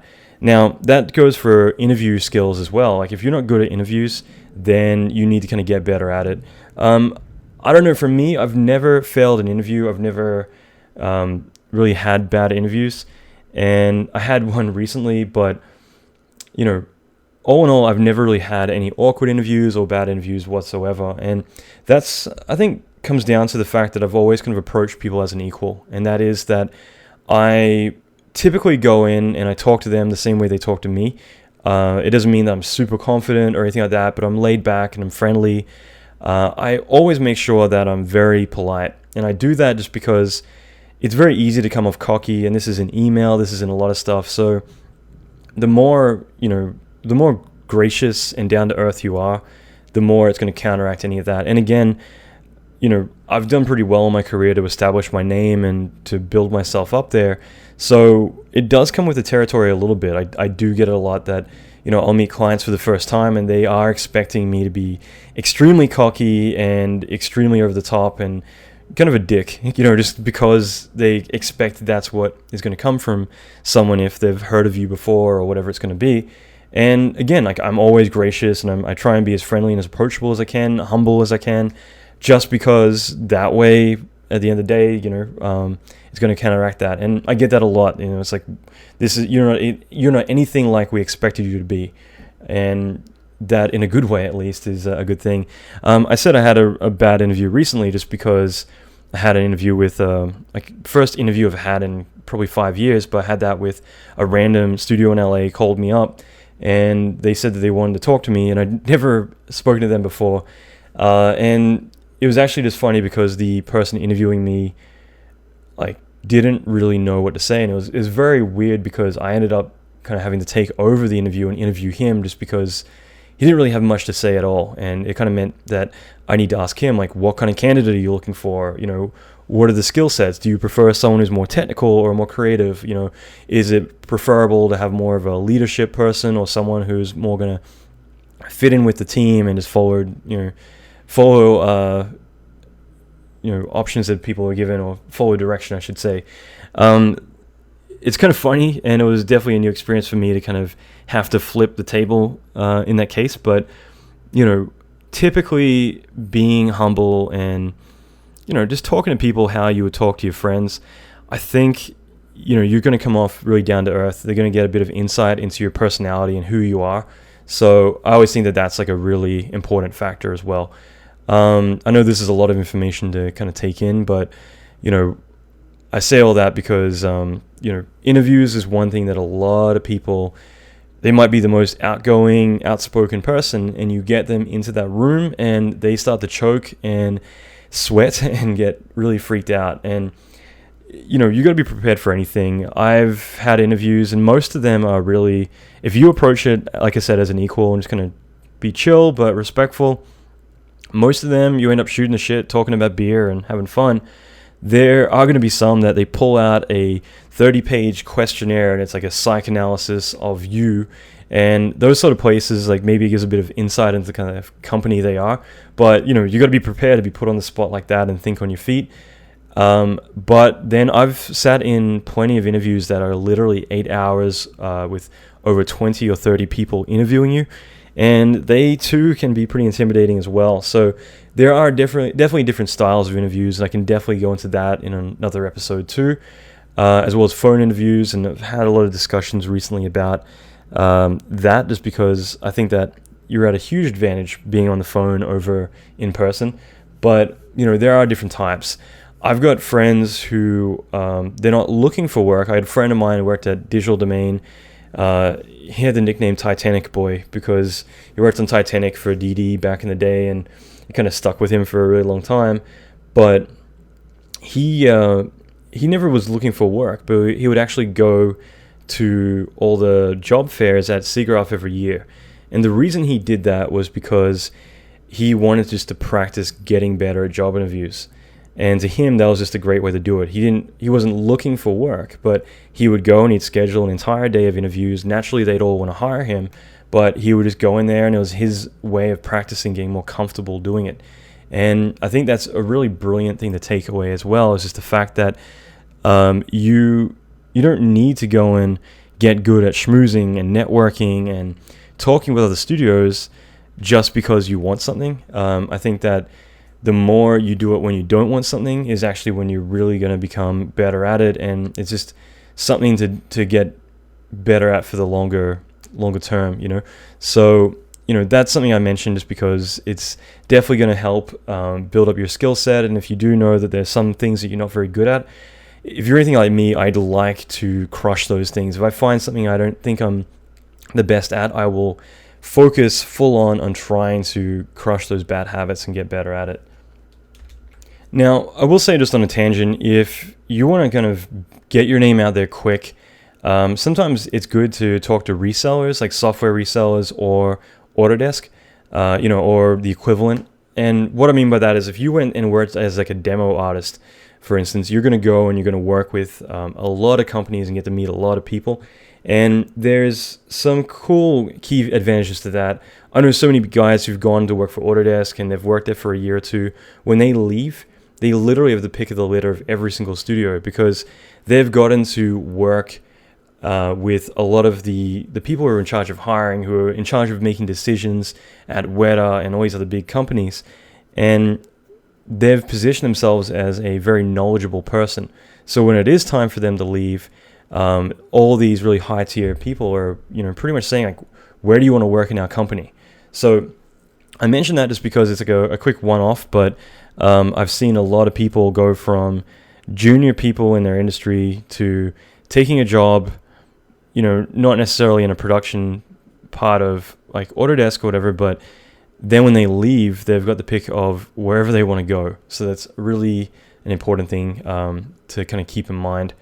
Now, the other thing is to create opportunities. And a good example, again, is if you want to get your name out there. I've got a friend of mine at the beginning of her career. She wanted to get into the 3D industry. I assume is 3D. She ended up hosting a drinks event, like an industry drinks event. And I do a lot of these in LA just because I find it's a great way to kind of generate a lot of business, not just for me, but a lot of people come, they meet other people, and a lot of cool stuff happens. I've got a friend of mine, Tony, who I'm hoping to get on here. And, while he was there, I introduced him to the head of previs and mocap and stunt coordination for Blur. and, said, Tony does digital doubles, he does, head scanning, all this cool stuff. You guys should talk because you've got a big project coming up. Naturally, he actually got a lot of business from that and got to do a lot of cool stuff for Halo for his company. So, you get to generate all these cool things and get a lot of really cool stuff happening, and I love that. But in this case, my friend Lauren, she wanted to just kind of get her name out there, and she hosted this big drink event, contacted a bar, contacted a few companies to kind of help put down a bar tab for it, got everyone out, and, naturally she was the woman of the hour. Everyone would come up and thank her. She got to schmooze and meet a lot of big studio heads, producers, everyone. And I didn't think much of it other than it was a really smart thing to do. But then years later, I actually went to a very big company who was doing Warhammer, and they hired my company to do the cinematics. And I came in for a meeting, and one of the producers came up, or actually production coordinator, and she was like, Allan, like, how's it going? And I realized who it was. It was Lauren, who basically that night when she hosted that event made a connection with THQ, which was one of the big players like EA and Activision in games. They closed down a couple of years ago, but they were massive worldwide. And she had made a connection with them and gotten a job at that place. And it wasn't right away. They kind of made that connection, stayed in touch, and eventually a job popped up that it might have only been like a receptionist gig, I believe, but they offered it to her. They knew where she wanted to kind of get into, and she worked her way up the company. And it's about creating those opportunities rather than just assuming they're going to fall in your lap. Creating opportunities is definitely a key thing. Like I said before, you've got recruiters, you've got agencies, other people too that you can contact who can help get you out there, get you in front of people. Going on LinkedIn, definitely there's a lot of people who will contact you based on the material you put up. So the more material you put up there, the better. Like I said, and I'm just recapping on a few things before I move forward, but obviously working on your canned material, your canned responses, sound bites. There's a good book I read, a guy like 10 years ago called Tooting Your Own Horn Without Blowing It, which was written by Peggy Klaus. And that's just a really fun book. It's not specific to VFX, but it is a really valuable material that is well worth kind of checking out. There's plenty of those sorts of books I can definitely recommend to do with branding, with networking, with communication that are all very key. I read a book when I was 13. It was probably the first business book I ever read, but it was about communication. And I think that was one of the pivotal things that changed my life. I could not tell you the title of it. I don't remember, but, again, just because you work in VFX doesn't mean you shouldn't be learning life skills and other things that will benefit you. A couple more key things are how to actually get work. That's a big one, and I put out a thread recently on Facebook just to kind of ask a few people about this stuff. And that was one thing that a lot of people emailed me back right away saying like, hey, how do you actually get work? How do you actually find clients? How do you contact them? What the hell? And I will go into this much more in depth later on in like another talk about how to actually reach out to studios, and I'll give like template emails, stuff like that.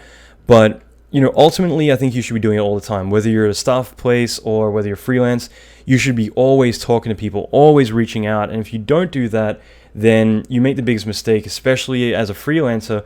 If you only look for work when one job ends, in other words, you wrap on a project, then you're like, okay, well, next week I'm going to go look for work.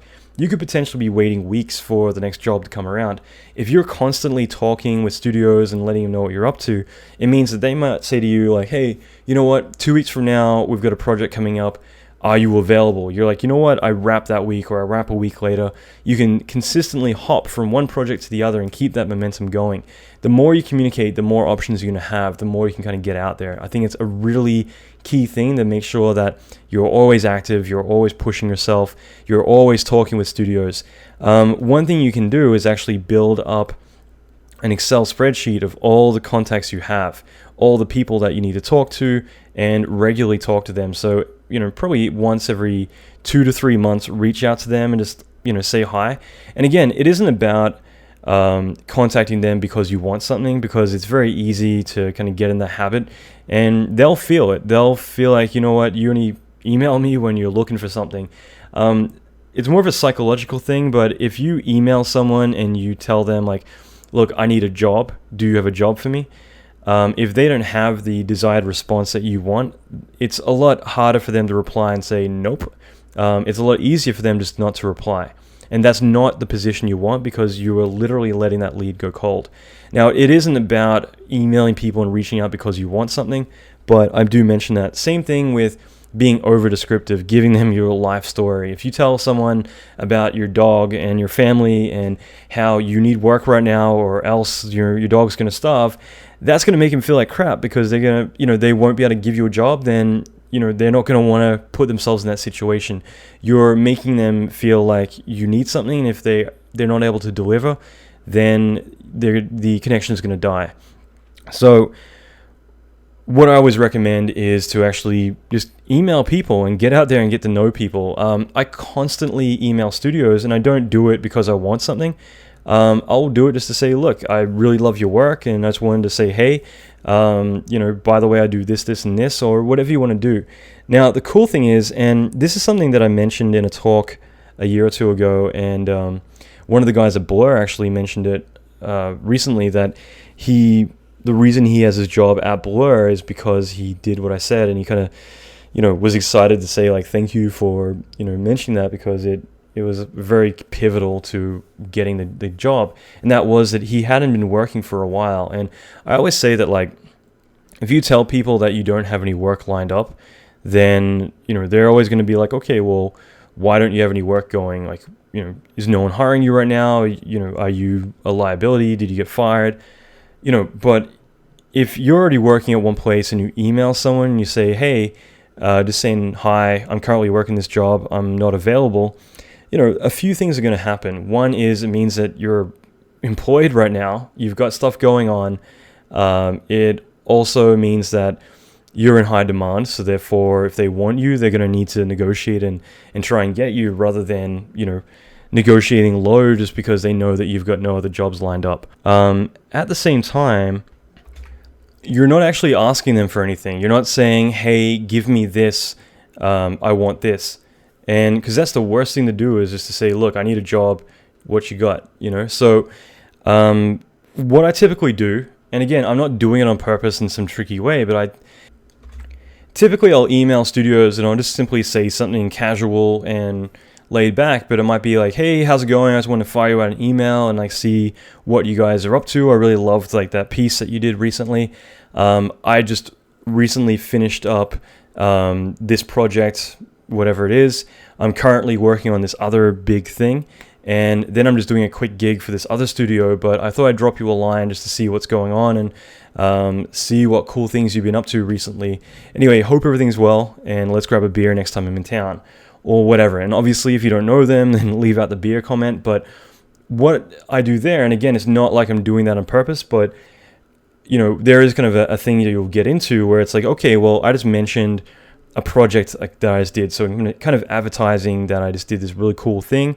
Then I'm also mentioning that I'm working on this other thing at the moment, which also means that I'm busy, I'm doing a lot of stuff. It also means I'm not available, which again, I just mentioned why that's important, as well as meaning that you're in high demand. I also said I'm about to go do this other quick project, meaning that I'm not looking for work right away, I'm busy, but I did mention quick, and that's a little bit of bait. And again, I'm not doing it in that mindset, but after a lot of experience, I kind of do start to kind of deconstruct, those, why you get those big responses sometimes. So for me, that the word quick, sometimes you'll get emails from people saying, how quick is that next project? Because we need someone right away. Are you available in a few weeks? So, you're basically saying you've got stuff lined up, but you're not descriptive as to, is it a quick day gig, or is it a quick week or two, or is it a 2-year feature film? So it's just a little kind of nugget to put in there, but it can be really powerful.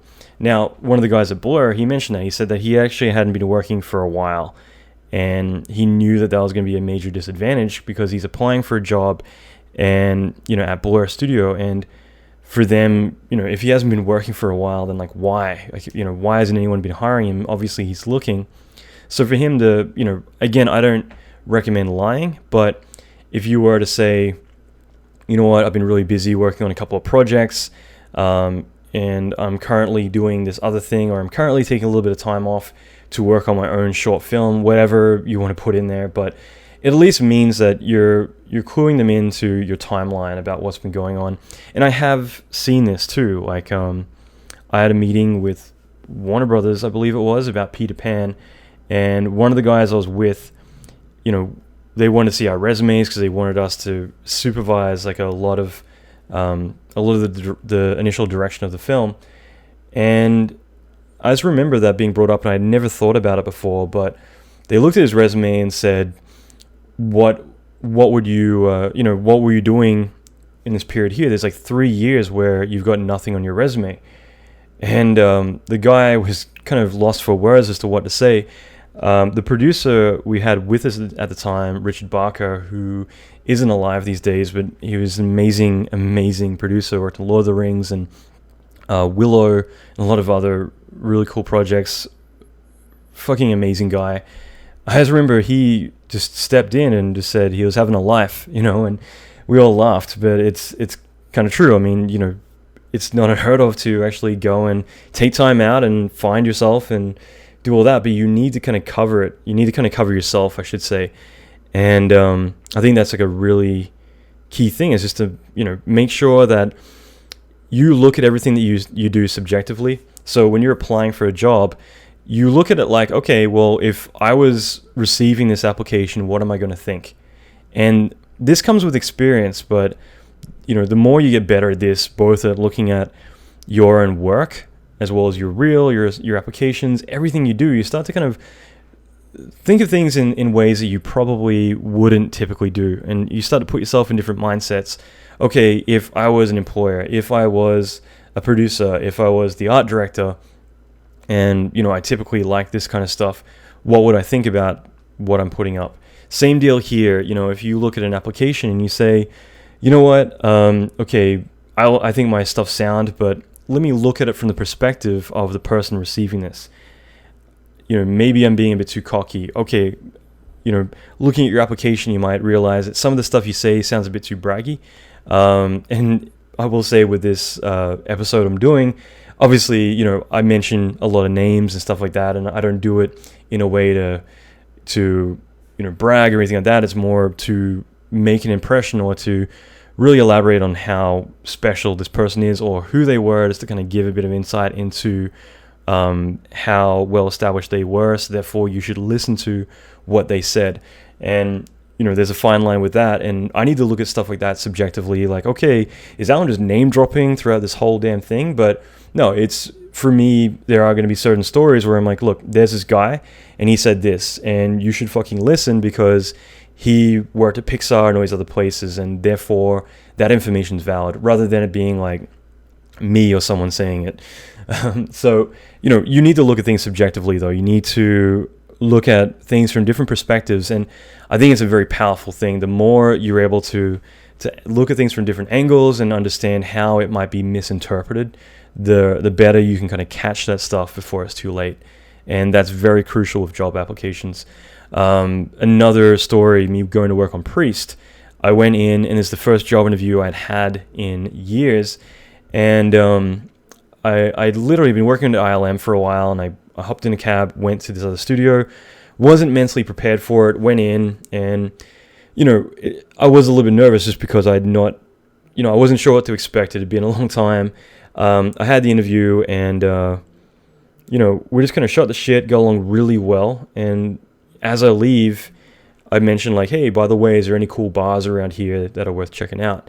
And I did that because, again, it kind of gave some insight into, okay, I'm a fun social guy. I'm not someone who is really reclusive or introverted at all. Again, you don't want to overdo that.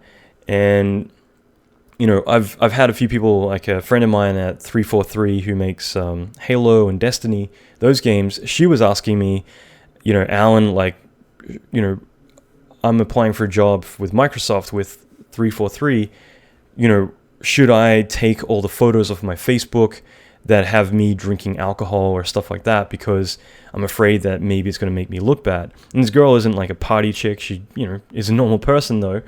And so I said, no, I mean, that's the kind of stuff that shows that you have personality, that you have a life, that you're social, that you go out with friends, and that you have a lot more going for you than just playing video games and working in front of a computer. So having all that stuff is really going to paint a picture of you're a fun, normal person. And in this case, again, the same deal. Like me saying that, like, I remember the visual effects supervisor said, well, there's this bar, this bar, this bar. If you want some time, we can take you out and take you for drinks. In fact, if you want to go out right now, we can go out for drinks with you. And that to me was a good indication, like, aha, I got the job, But what was funny was that a few weeks later, working on the movie, a couple of the guys got these letters, like just envelopes dropped on their desk from the receptionist downstairs. And they all had a really weird look in their faces, like, what the hell is this, looking at each other like, you got one too? And I had to ask the guys, like, what the hell was in the envelope that you guys got earlier today? Because you guys looked really, really awkward. Turns out that someone had come in for an interview, and the interview went really well.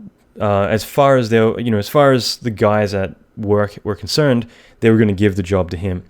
Except then he sent them a follow-up letter, which again I recommend doing, but he sent it as a personal letter in an envelope addressed to them, and it was actually like a 2-page letter that said, like, it was really great to meet you, blah blah blah. But each letter was individually written specific to that person, and it indicated a lot of research and reading the guy had done about them. So in other words, he had said, a lot of stuff that he had scoured along the web to kind of show that he had done his due diligence, his research. He'd read up a lot about these guys. So one of the guys had worked on the movie Terror Zone, which is the Robert Rodriguez and Quentin Tarantino film. And there's a shot in that, I think, where a guy gets his penis cut off or shot off or something.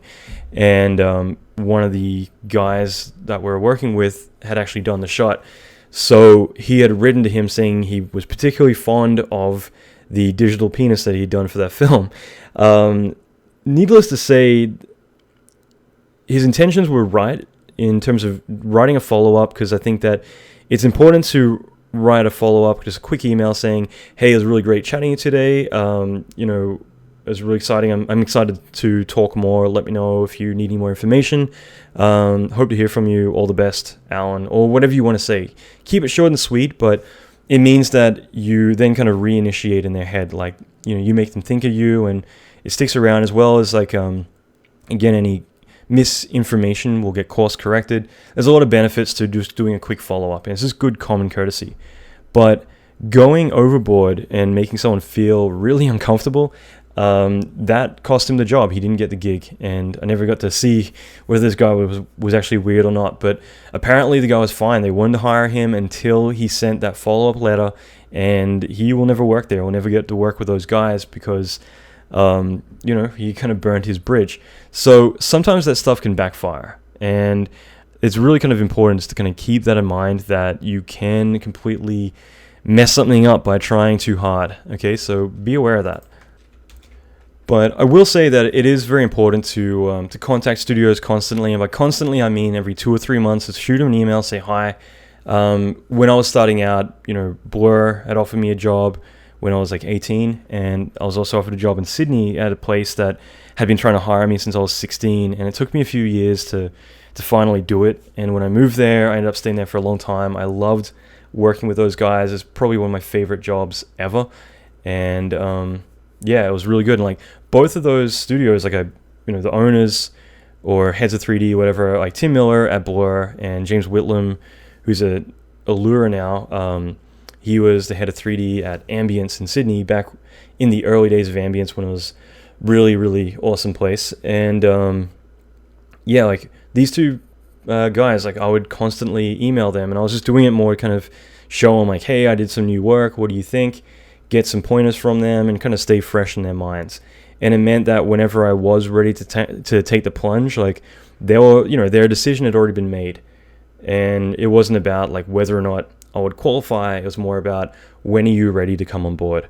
So, that's always like a really key thing, is just kind of be strategic, but plan ahead and think about that stuff, so that way you can kind of keep consistently staying in touch. Like I said, build a spreadsheet, and that way you can kind of leave a note as to the last time you contacted someone, so you can kind of see when it's time to do it again.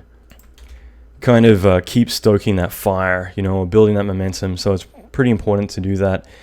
At the same time, like, don't hesitate to go big. In other words, talk to the big studios. Don't be afraid to do it. Go talk to ILM or Weta or Sony. The worst that can happen is they say no. And I know plenty of guys like supervisors at ILM who have an archive, like a massive archive of reels at ILM, and that span back 10, 15 years, and maybe it's taken them that long to actually get their job at ILM, but finally they get in, and they pull out all of these reels, and it's like, yeah, we've got your stuff dating back to the 90s, and we can see how substantially better you've gotten in the past couple of months. We want to give you a chance. So again, it's definitely an advantage, but again, you got to be in it to win it, and by doing that, by hitting up the big studios, you never know, you might think that you're not good enough, but those studios might think that you're exactly what they need.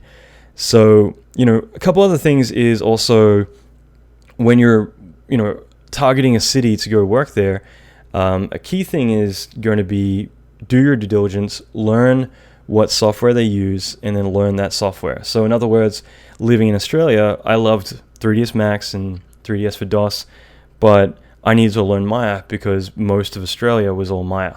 So for me, I needed to learn that software. When I went to ILM, I needed to learn Nuke.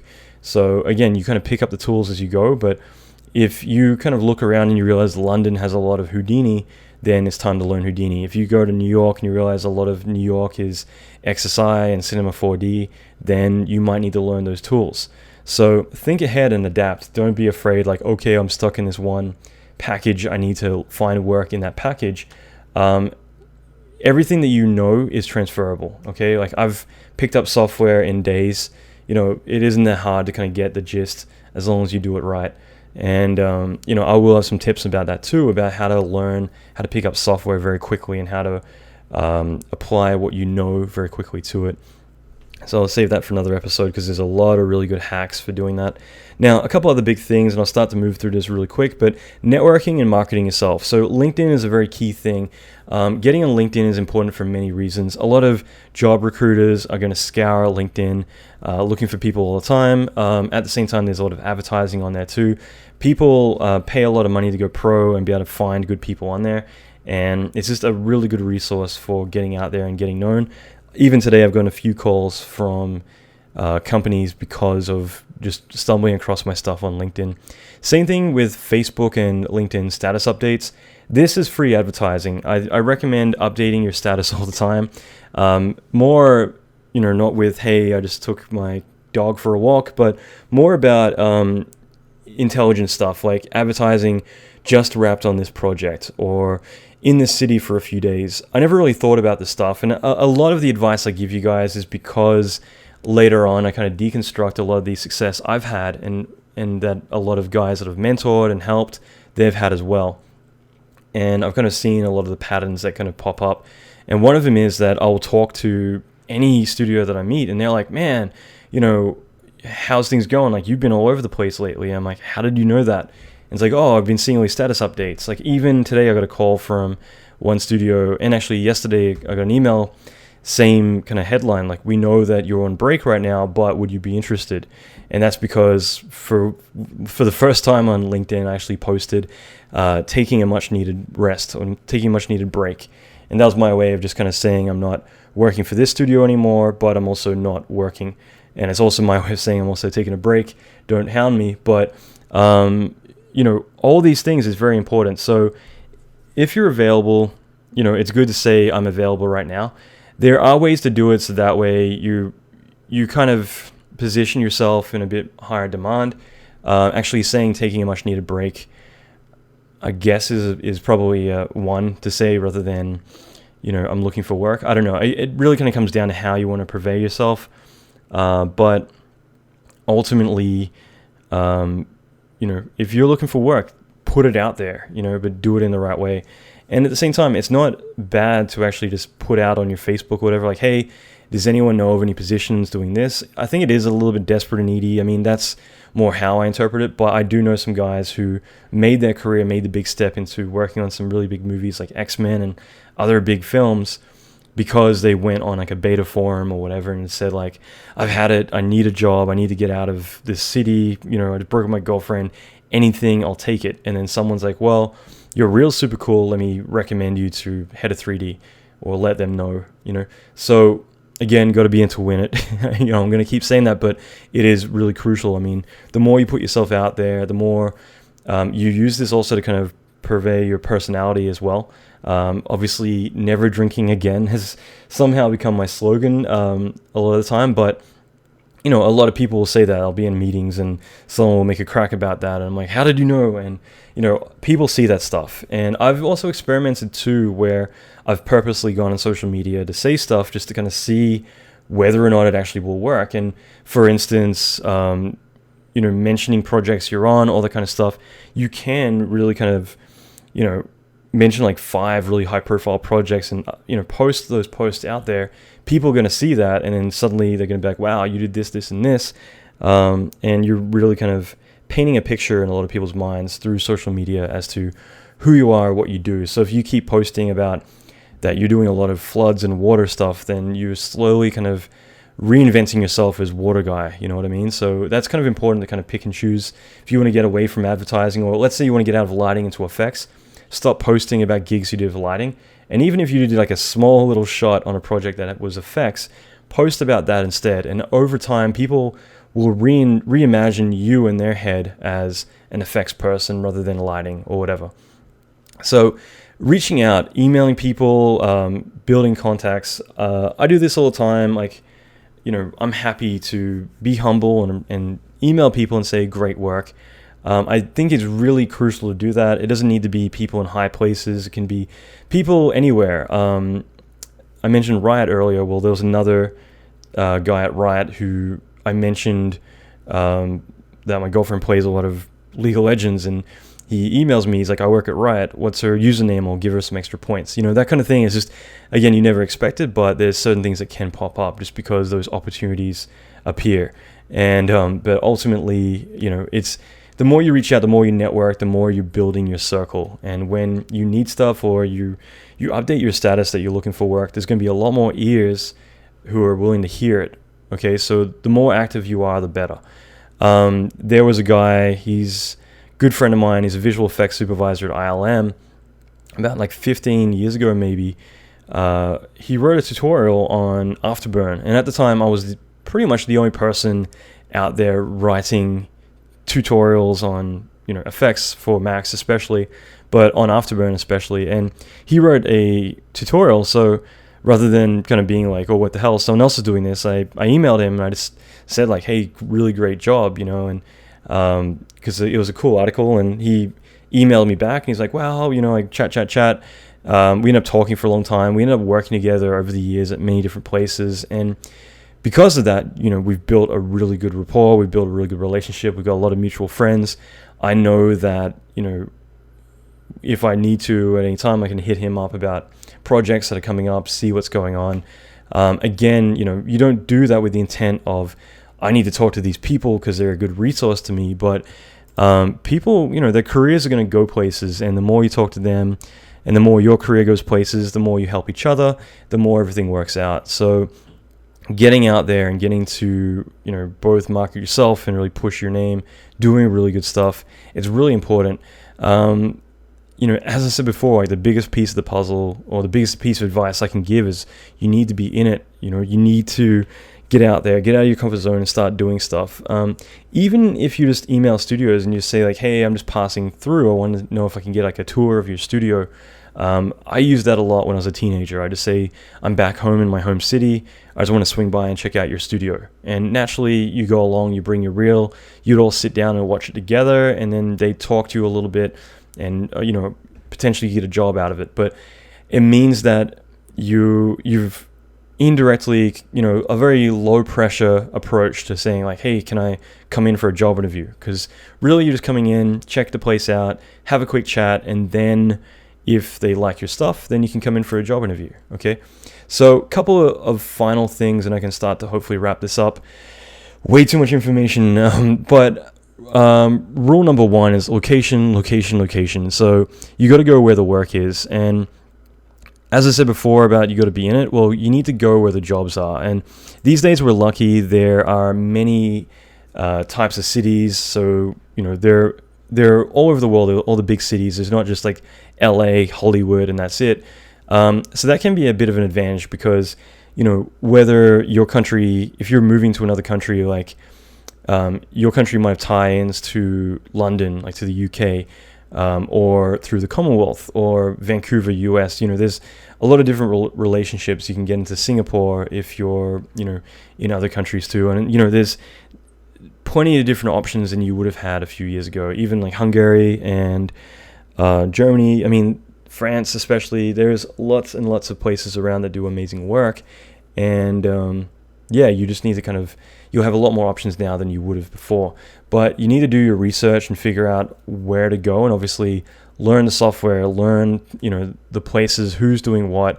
But more importantly, start looking on job boards and kind of find out what jobs are being posted. Just because, there may be a lot of positions being posted for, let's say, effects over lighting. And so if you were to learn a bit of effects and then approach them saying, I'm okay at effects, I'm more stronger at lighting, but I can definitely do this, then they might say, okay, well, look, we'll bring you on for effects, but as lighting positions come in, we'll be able to move you over to that.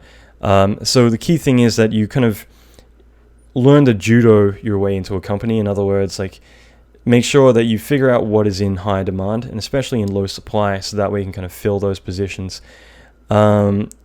Now, a good point that a buddy of mine, he's a super over at Digital Domain, made recently about that post I put on Facebook was that although Canada is obviously taking away a lot of work from LA, and a lot of LA artists need to move where the work is, it also means that there's actually a lot more demand for people in LA because there isn't as many senior staff out there to fulfill it. So where there becomes a gap or a void because a lot of the artists are being taken away, there's still typically going to be a lot of work. There's always going to be work out there. So potentially you could look at it like you can take that job in LA that, otherwise wouldn't be available just because all the people have left LA. And that's not really, it's more of a glass is half full kind of selling point, but or situation, but it definitely is a bit of truth in there. Now, key thing, if you're moving to a new city, as I mentioned before, always line up work and leads first. Don't just hop in your car and head out there. It's very important to go where the work is, and relocating, it is a big deal. I'm going to cover that in another lesson about visas and relocation, a lot of tips and advice about that. But that's definitely one key thing. So if you were to move to LA or to Vancouver or something, like I said before, the way you approach it needs to be intelligent. So even just contacting them saying that you're coming out there pretty soon and you just want to have a quick chat, mainly to see whether or not they have interest for these types of positions. Then say, because I've got this many years doing this, this, and this, I just wanted to mention it just in case anything lines up. Please let me know. And again, if you give some basic credentials enough that they say, I want to know more about you, then that can be enough. Sometimes less is more, because giving people a bit of overview, just your, not overselling yourself, not giving them away too much information, but saying, I've got 10 years working in this industry, I've worked on this, this, and this, or won multiple awards.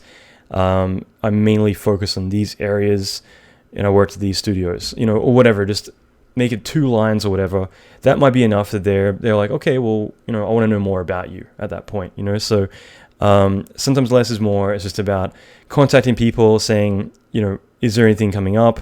And it's also a compliance test, and that's more of a psychological term. But if you were to contact someone and say, hey, how's it going? Really love your studio. I'm actually moving, and don't say where from, but to say I'm moving to Vancouver pretty soon, and I just wanted to check whether or not you guys are ever looking for 3D artists, or let's say effects people, to be more specific.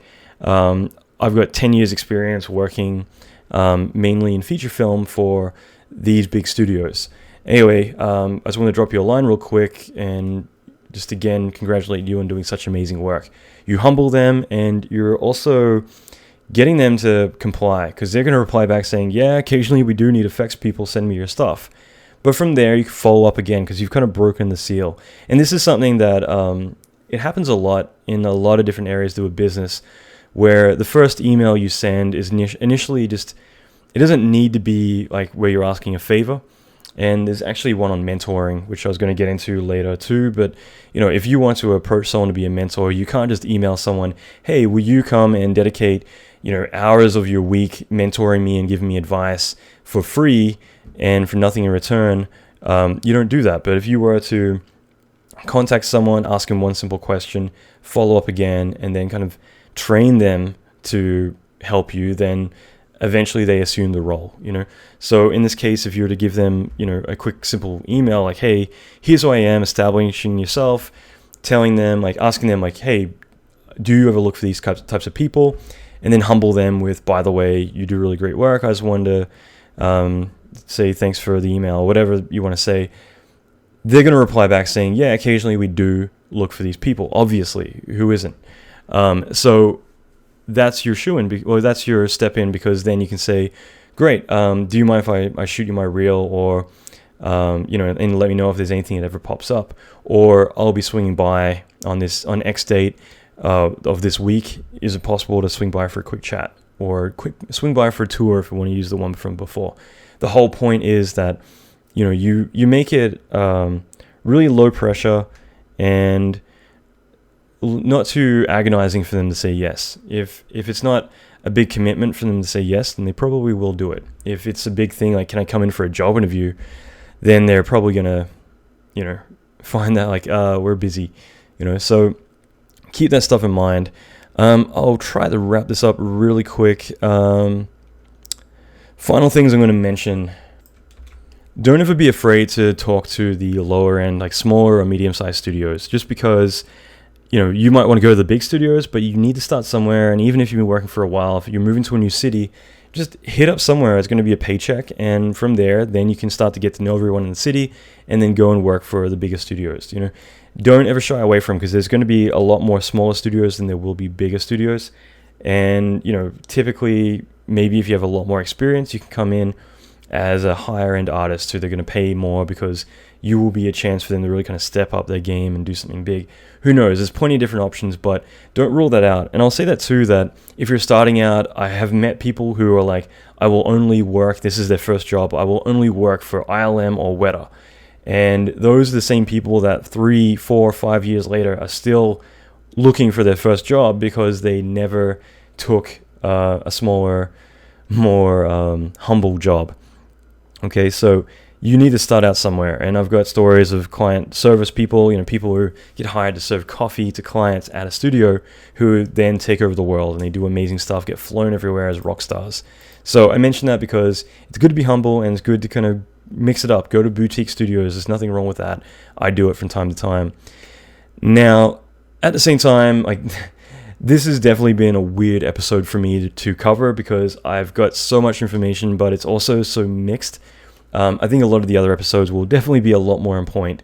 There'll also be more very small specific subjects, rather than more about, here's the grandiose overview of freelancing. So keep that in mind. This is a little bit different, and definitely 2 hours is a bit extreme, but I appreciate you hanging in there. And I put a bit of bonus content below just for you guys, for being loyal, for listening. I want to kind of give you guys a free gift. So if you sign up below to the VIP mailing list, it means that you'll get updates whenever there's a new episode coming out, as well as exclusive content. More specifically, I will give you guys something special right now.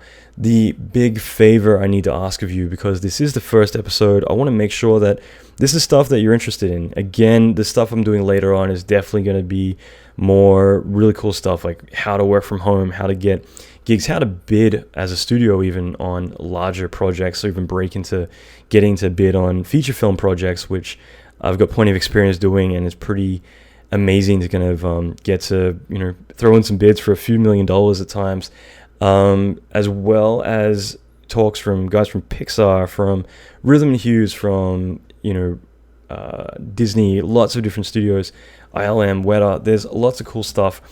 I'm going to be doing a lot, but it also means that I want to make sure that you guys want to hear this. Otherwise, I won't waste your time. So, big favor, just so that way I can start this out with a bang, and I know that there are people out there who want this stuff. Do me the biggest favor in the world: just write a quick comment, a quick review, 1 or 2 lines, as well as share this, on your Facebook or Twitter or whatever. Just let other people know. Just like drop a quick email, let other people know if you found this useful. If you didn't like this, then no problem at all, or spread the word that you don't like it. But it would mean the world to me just to get it out there and just to see and make sure that there are people who are interested. And if so, I will be doing this every week or every second week forever, as long as I can. There's so much content, and I'll try and keep them around 45 minutes moving forward. But obviously the first one, there was a lot to cover. Hopefully you've learned a lot. You've been able to get a lot of cool advice from this. It's obviously a lot of stuff that I've learned over 20 years of doing this, so that way you guys don't need to, as well as from other friends and other colleagues over time that have done really successful, really substantial stuff with their career. So I hope you gained a lot from it, and thank you again for listening. It's really amazing and big privilege for me to have you guys listen to this. So thanks again, and I'll see you next episode.